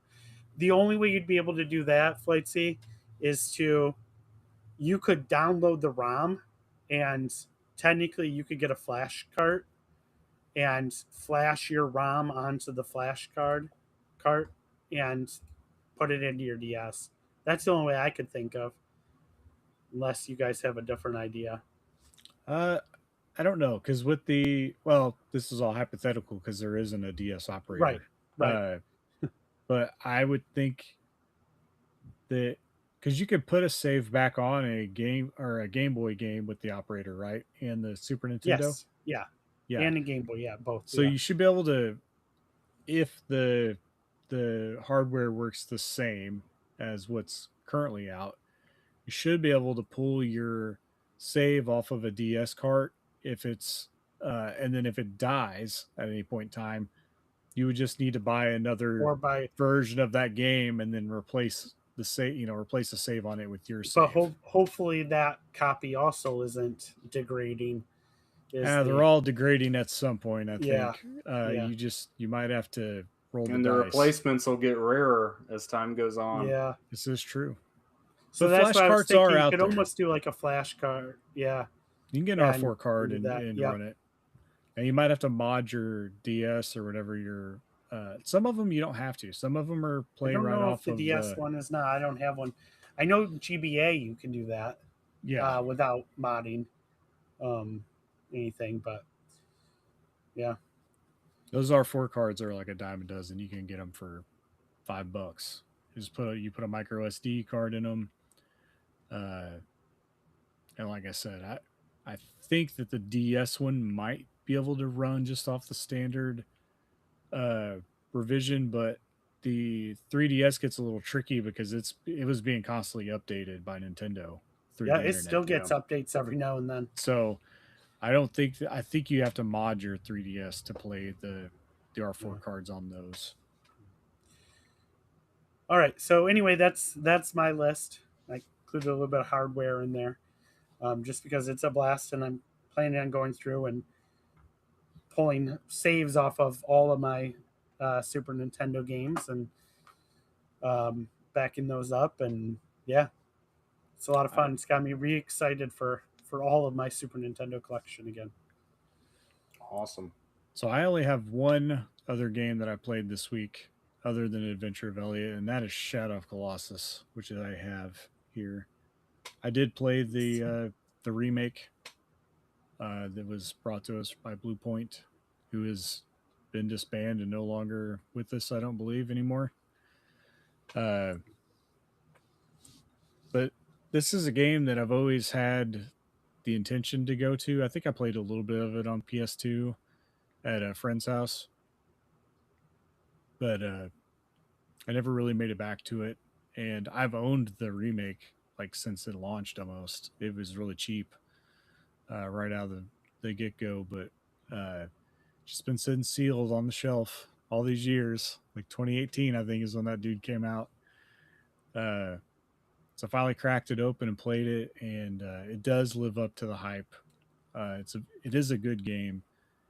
I can only imagine what the climbing mechanics felt like on the PS2 version. Since I haven't played it so long, I'll have to fire it up and make a comparison. Because even the remake, like sometimes Wander is a little bit hard to control. The climbing doesn't always work exactly the way you want, and then also whenever you're kind of taking the Colossus down, they're doing a lot of things to try to keep you from hanging on to him anyway. So I found it really hard on the last boss to kind of work my way into position because the way that all the Colossuses work is they kind of escalate in the manner that you have to take them down as you go. There's 16 of them, and it starts off at the very beginning. Like the first one is just kind of teaching you how to get up on them. You know, it's pretty basic. You kind of wait for it to attack, and then whenever it attacks, its weapon gets stuck in the ground, and then you kind of climb the weapon to go up to it, and then you can climb on it and take it down. And then they get all, some of them swim, some of them fly, and like you're having to do all these things and figure out every one of them is a puzzle in itself just to even figure out how to get onto them, kind of like their own dungeon but on the outside. But that last boss, that last Colossus, just trying to get transitioned, you start, you have to get to it, it's shooting fireballs and everything that are one shot you almost, and finally get to it, and then you have to scale it. You have to climb from the bottom, but then they have points on them that glow whenever you have the sword equipped that you have to attack. And for this particular one, you have to do it all in order through different parts of it. I think there's like 4 or 5 different areas that you scale the body, like from the back all the way up to like the arm and then the shoulder and then on top of the head. And you have to do them in the order that they light up in order to actually do the damage to the Colossus. And I was having the hardest time getting from the back to the hand to the shoulder to back to the other side and like up to its head. It took me like 2 hours to do that last one, and I think I did all the rest of them in like 4 hours. To put it into perspective, how many times I had to try.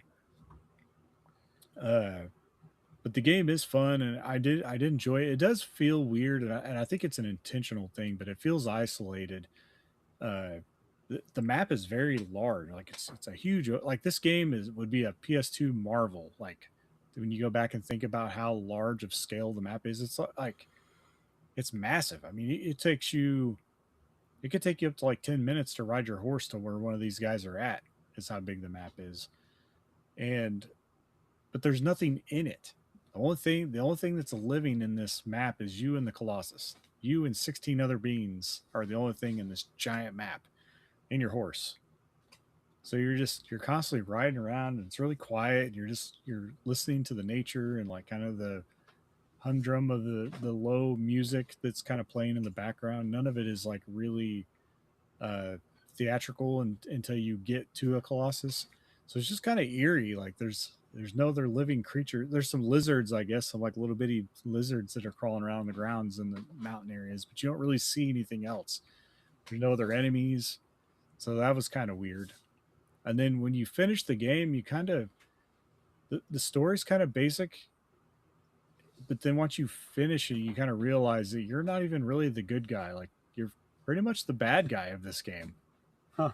You kind of went behind everybody's back and like stole the sword that you have because you're trying to save a loved one, but you end up kind of releasing a like a demonic being, I guess, in order to try to bring a loved one back, and you do it against the will of humanity. So yeah, I guess that really makes you the bad guy at some point. You kind of get consumed by it as you finish the game.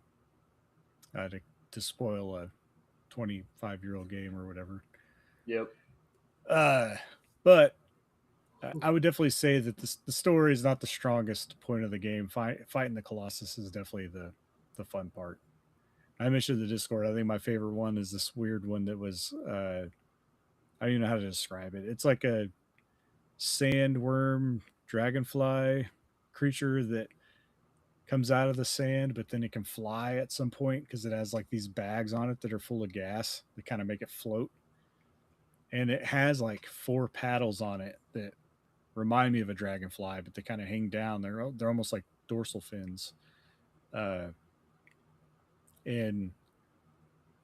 you have to kind of like take you have to shoot the bags on the bottom of it with your bow and arrow in order to get it to where it kind of deflates and like comes back down to the ground, and then it kind of hovers real low, and you have to ride your horse up next to it like alongside of it and kind of jump from the back of your horse onto this thing. So it's kind of like a chase, like cat and mouse chase for quite a bit of it. It was a really fun battle. By the time you get up onto it, the bags start to reinflate. Next thing you know, the battle's being taken up into the sky again, and then you're having to figure out the weak spots on it that you're attacking. It's almost kind of like Monster Hunter before Monster Hunter, I guess. And the monsters are gigantic and you're climbing all over them, but it's definitely has the kind of feel where these battles are going to take, potentially take 20 minutes or so to figure out how to beat them. And they're all a puzzle. So anyway, I enjoyed my time with it. It was a good 8-hour, 9-hour game. There's a reason it's still talked about so much. For sure. And you could see the ties to Breath of the Wild, like that this was a major inspiration with how the climbing works and like everything. Well, even the Guardians are kind of a different take on Colossus. They are, Colossuses. Yeah. You could definitely see the inspiration there. And I mean, there's definitely times where when you're riding the horse and you're just plowing through the map and you're like, this really feels like Breath of the Wild, but as if there isn't any moblins or anything, bokoblins or whatever that are hanging out around there. It's just you and the horse, which is very similar to Link and Epona. He even sounds a lot like Link. It's like when you're climbing and stuff, he's making the noises, and he's silent, like he never talks. So I mean, there's a lot of comparisons there. I had a buddy who was really into this on PS2 and wanted me to play it so bad. And I didn't even have a PS2 at the time, but he lent me his PS2 and this game and a few other games. But I got into Final Fantasy X, which he had lent me, and that I ended up playing that instead. I did try it, but it didn't click with me. But I also don't even remember. I don't think I really gave it a fair shot. So maybe it's something I should go back and look at. It's a different kind of game. It opens with like a 15-minute cinematic of like you getting to the sacred place, like I can't remember what they call it now, but it's basically like a prohibited place. Like you're not supposed to be there because that demon is there. And I guess they've split the demon into 16 pieces to weaken it, and it's all being protected by the Colossus. So essentially, I mean, you could even tell, I never really thought about it till afterwards, but like a lot of them aren't even really willing to fight you until you antagonize them. Like they'll just kind of walk around and they're okay with you being there, but then you jump on their back and just start stabbing them. it's like, yeah, you got to see, like, you're not really that good of you're not a hero, Yeah, just kind of picking a fight. Well, we have been going a while. I want to hit a couple of these other ones. But we've got Community Couch too. So I did recently finish my stream all the way through of Fire Emblem Path of Radiance. So I do have some thoughts on that. I enjoyed the game overall. I'm glad I finally got a chance to play it. I'd mentioned this a few times, but I started Fire Emblem with Radiant Dawn, which is the direct sequel. It was kind of weird playing this, and it kind of changed my opinion of Radiant Dawn a little. Not even by comparison too much. There's a lot of like little mechanical things I like better in Radiant Dawn. But I think it just doesn't work as a sequel to this game. There's like a lot of like strange changes in like how characters act. And I know like the localization of Radiant Dawn was sort of weird in that like the Japanese game had two different scripts depending on which difficulty you played the game at, which itself is a strange decision. And the English version mostly went with the simplified script from easy mode, but it sort of splits the difference between the two. But it just things like how the Black Knight acts, where like in Path of Radiance, he seems a lot more unambiguously evil. Like he acts like he enjoys tormenting Ike or taunting him, whereas that's not the perception you get in Radiant Dawn at all. It seems like they just kind of didn't know where they were going with this story, even though they did intentionally leave a sequel open. So it's kind of strange. I think they had originally thought possibly three games in a trilogy too, if I remember correctly. My history with this game, I guess, now that you say it, I can kind of see it. But I think because I had played with that gap between, playing them in the order that they released, I didn't really think about it as much. So what you're saying is we should have got a Wii U game. Yeah, that should have been the sequel to. Well, I think there should have been one in between. I think there should have been maybe something in between the two, and maybe they just skipped the in between one. Yeah, it is kind of. They do kind of. It is interesting, isn't it? Yeah, you say that. I didn't really thought about it, but. And I think this is part of this is actually, I think, the beginning of a long-standing trend in Fire Emblem games of attempting to kind of tell two different sides of the same story and failing at it. I think this is a problem they keep running back into. Except for they keep adding sides to the story. Yeah, Three houses has like mostly 3 sides. Mostly this is a story concern. I think mechanically the game's fine. I was pleasantly surprised. Like the game was, I was always told this is one of the easier games, so I played on hard mode because that's what Radiant Dawn calls normal mode anyway. It was actually, I think, par for the course for what I'd expect from like the GBA Fire Emblem games, at least. I think it's a little harder than the GBA ones. Yeah, I mean that's weird because I'd seen some people calling it like one of the easiest. I don't know if that's just based on easy mode.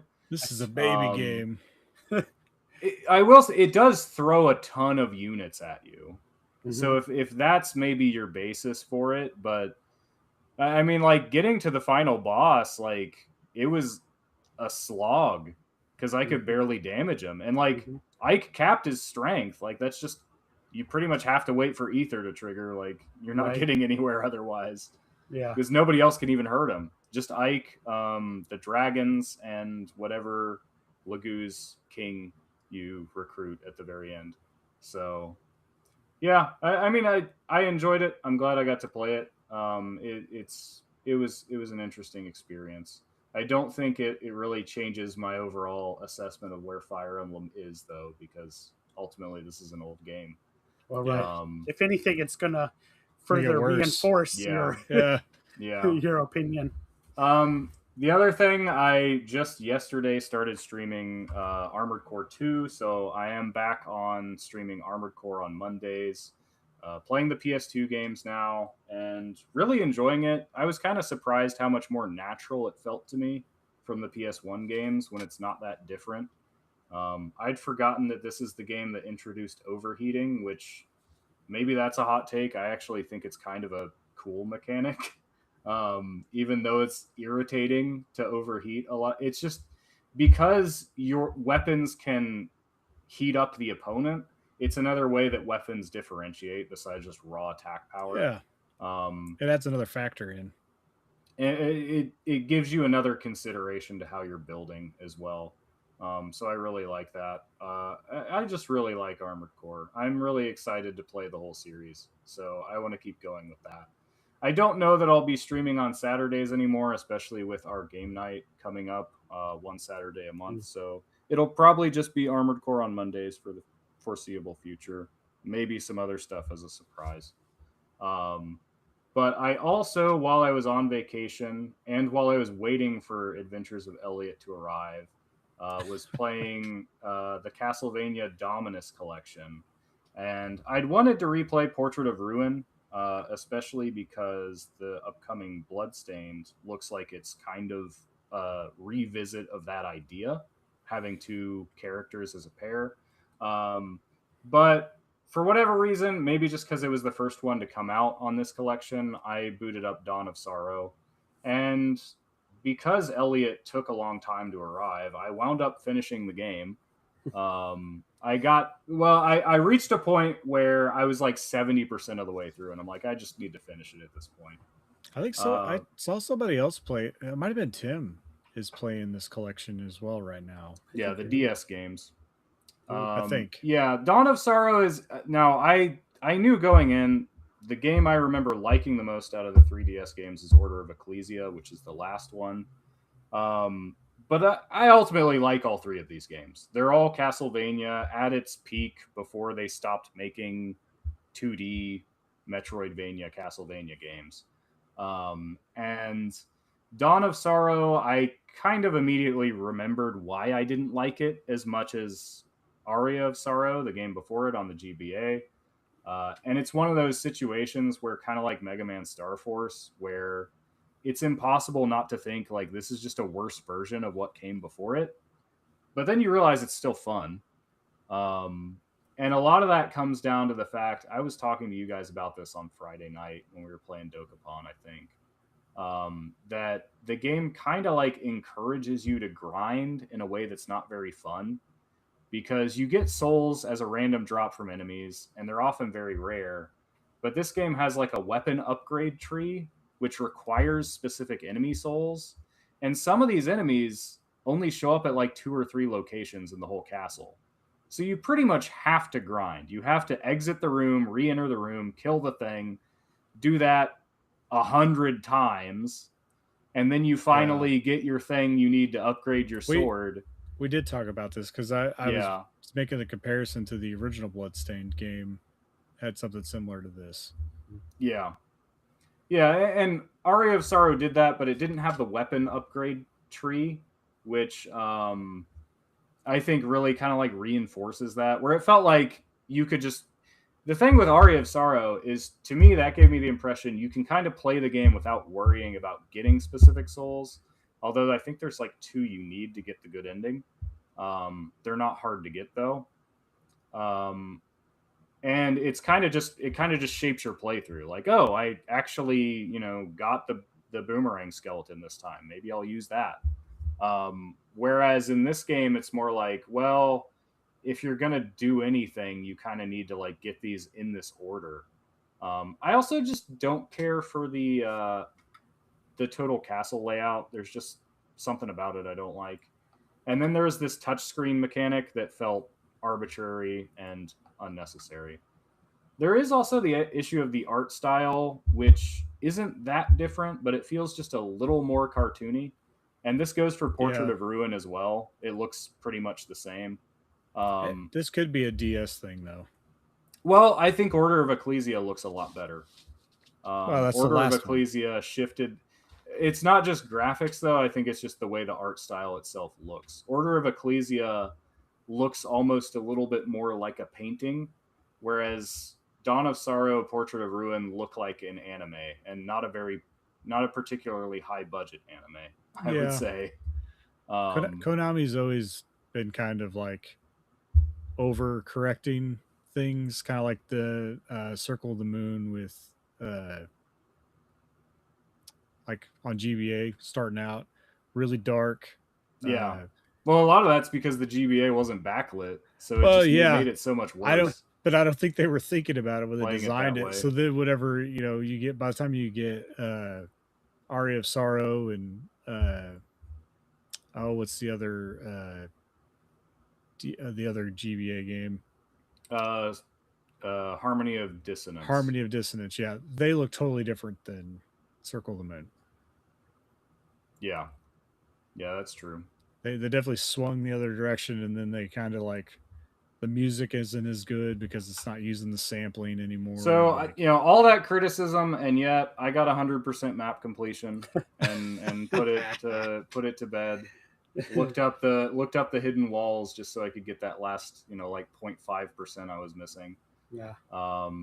And I even started on Portrait of Ruin afterwards, which is another game, like, I kind of remember what I didn't like, but I love the partner mechanic. I think it's so cool that I'm actually really enjoying it. Because this game actually kind of breaks from the pure Castlevania Metroid style. It's kind of like Metroid Fusion in that way, where it has a lot of sub-areas that are kind of self-contained. So you could also compare it to Mario 64, actually, because the big thing here is this other vampire has taken over Dracula's castle, and he's put all these magic paintings in it. And so you go to these different paintings, and you blue skidoo into the paintings. It's in the future it's a whole too, sub-level. This is in the 1940s. So the Okay. Sorrow games are in the future. They're in like 2030 something. That's what I was thinking. Yeah. Actually, I'd forgotten this. Portrait of Ruin is technically a direct sequel to Bloodlines on the Genesis. Okay. Because it takes they established this thing where, like, anytime lots of people in the world die at once, Dracula's castle reappears. So Bloodlines takes place in World War I, and Portrait of Ruin takes place just after World War II. And the main one of the two main characters is Jonathan Morris, and he is the son of John Morris from Bloodlines. And it's kind of a spoiler, but the other Bloodlines characters also factor in if you haven't played it. So it's kind of cool. There's a lot. I was actually looking up the other stuff too. This game has 2 different alternate modes, and because, like, how a lot of these games have like a different character you can play as, like you play through Aria of Sorrow and Julius mode as Julius Belmont. Yeah. So, and that's another thing. Actually, Dawn of Sorrow's alternate mode has 3 characters in it. It's actually kind of like Castlevania 3. So you can play as Julius, Alucard, because he's still around because he's immortal. He's always around. Yoko. And Yoko basically plays like Sypha did in Castlevania 3. Oh, nice. And then, but Portrait of Ruin has 2 alternate modes. It has Sisters mode, where you play as the 2 vampire sisters that are bosses in the game. And it also has a mode where you play as Richter and Maria from Rondo of Blood and Symphony of the Night. So I don't know that I've ever played through any of these games in entirety in the alternate modes.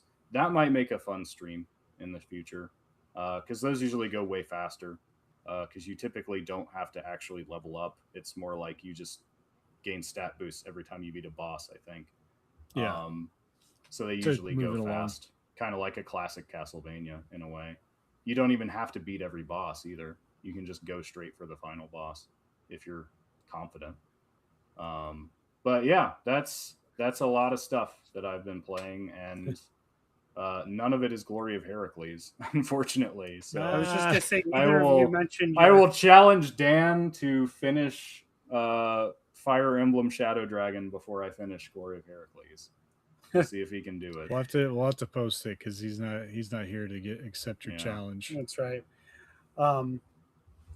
So I do want to quick apologize if anybody's been putting anything in the chat. We were talking. The chat has glitched out on me. All I get is it just starts flashing. Flightsy's last message that I can see is "Curse you, entropy." and that is it. And everything after that, like it's just flashing that it like appears, disappears, appears, disappears. Yeah, And mine's I doing keep that. trying to get in and out of it, and it's still not working. Yeah, So I could go a little bit further in it. Okay. Tim did say that he was the one that was playing it, but he moved on to Okay. play Elliot in Citizen Sleeper. And Or then he also, Heracles, says Flightsy. I see it, but my chat is doing something really weird at the very bottom of the screen. yeah, that's what mine is too. Yeah, we're Um, having some kind of deal with Okay, the so browser. sounds like It's a yours is doing Riverside something, issue, but I mine think. I can't go any further down than But it- flight it- seats. That I was like, Tim thanked me for saying there's his name anything because I else. woke him up. I guess we made him fall asleep. so Anyway, that's a lot. But we do have our community couch. Do we have music for the community couch? Nope, no Okay, music. We'll just go right into it. I'm going to hit these fast. We did get a lot, and we want to give shout outs to all the people who responded. absolutely. So starting with Savannah the Hyena Queen, says, been playing Mario Galaxy for the challenge. But after that, I've got to get back to the backlog. Mario Galaxy 2, Mario and Luigi Brothership, Hyrule Warriors Age of Imprisonment, Xenoblade Chronicles Definitive Edition, Xenoblade Chronicles X Definitive Edition, Persona 3 Portable, Omori, Sea of Stars, etc., etc., etc. I'm a busy gal. Add Deltarune Chapter 5 to the list as well, though hopefully that won't take too long. Sounds like she's gonna play Galaxy like I did. Just back That's to a lot of back. stuff to play. I mean, she's gonna be. That's like 400 hours worth of stuff easy. she's talking about. So, good luck to her, for sure. And then Games with Coffee says, working on Final Fantasy VII Rebirth, but took a break to play Star Fox. After Rebirth, I'm going to switch to Clair Obscure, Expedition 33.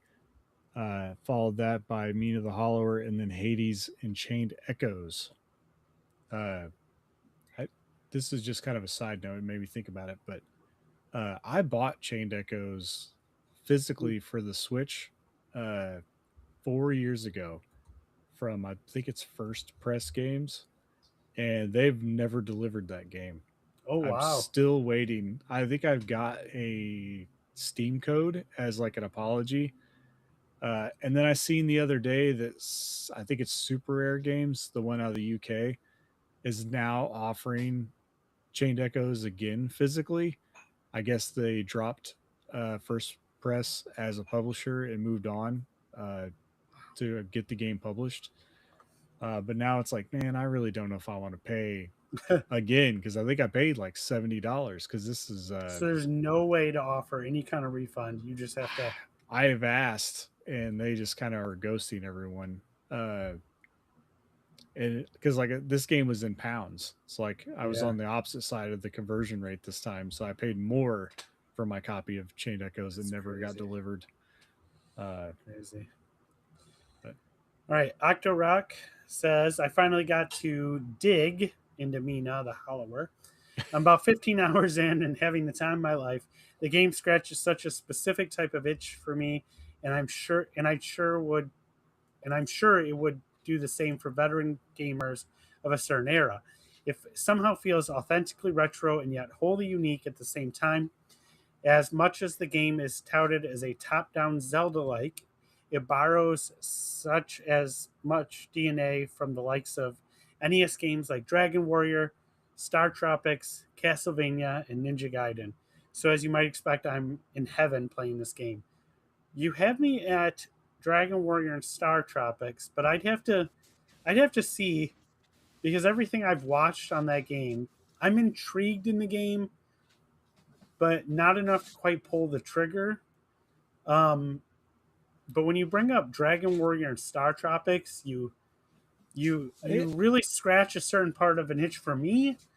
But I'd like to see it, because I'm not seeing how those games fit into it. I'm not really sure why he says Dragon Warrior.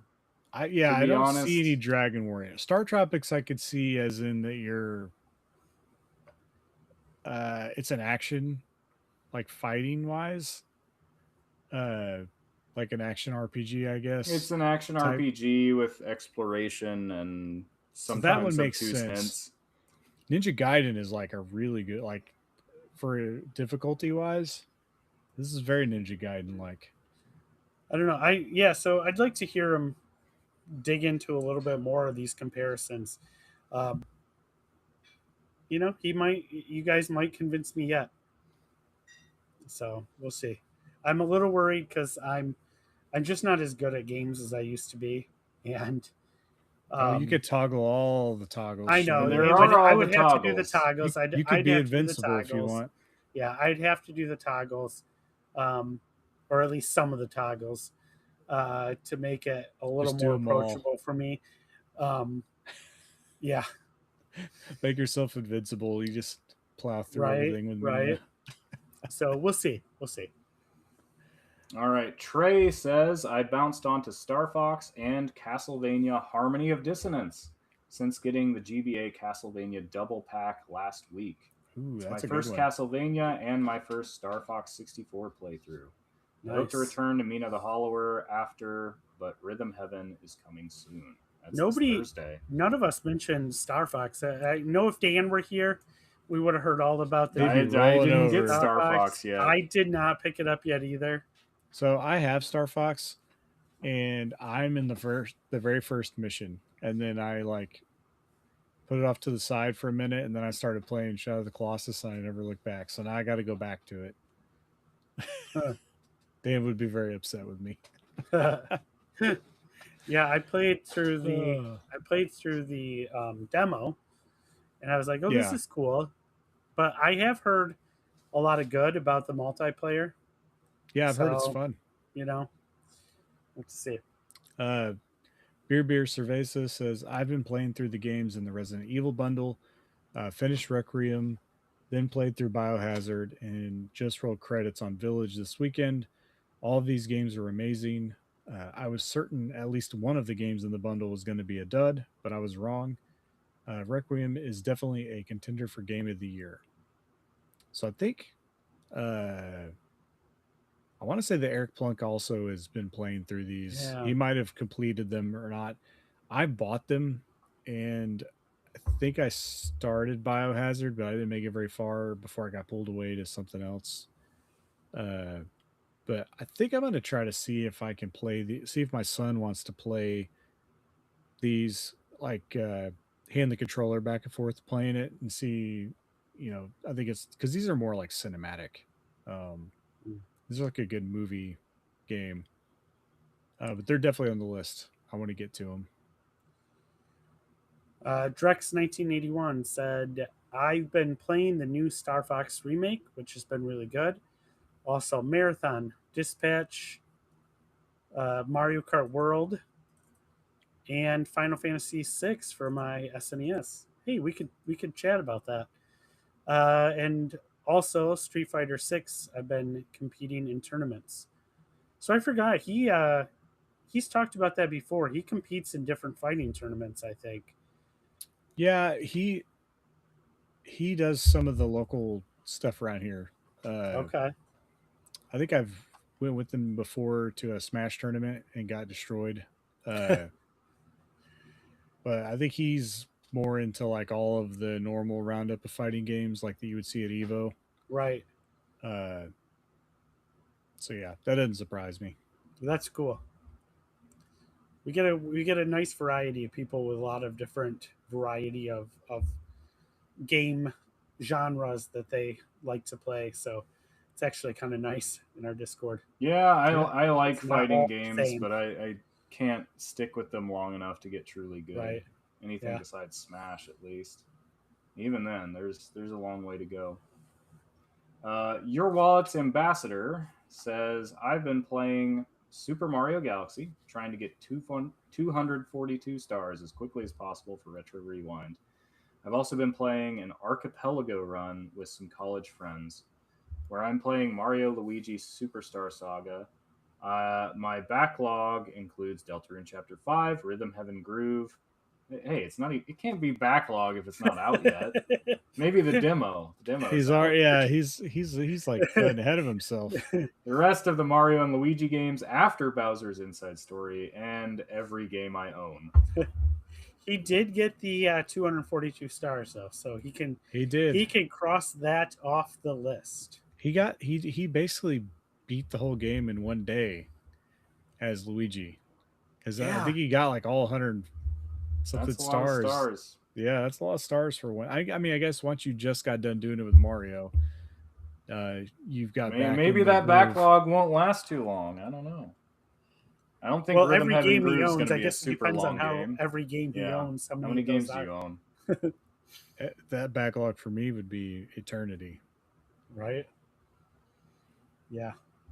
All right, so that does it for our community couch and for episode 150.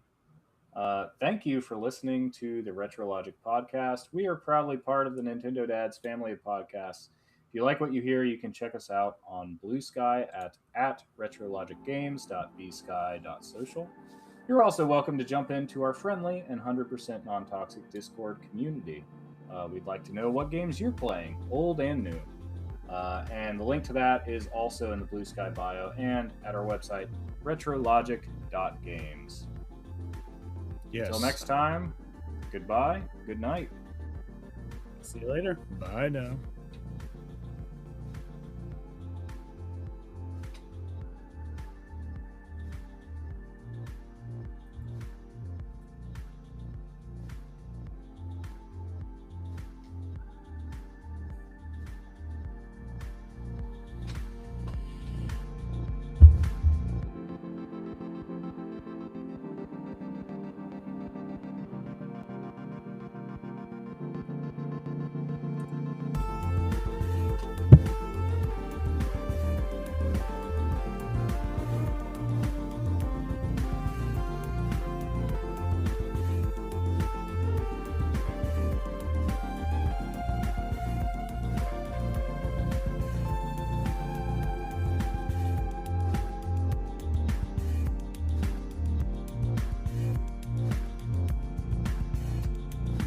You know how the chat is like wigging out?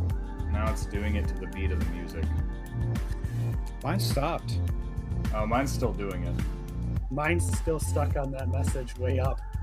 Mine just keeps Overfar. bouncing. I have no idea how much is It underneath keeps that. scrolling I up can't- and back down. I can't. It just, yeah, it's just doing that with flights. He's cursed you entropy.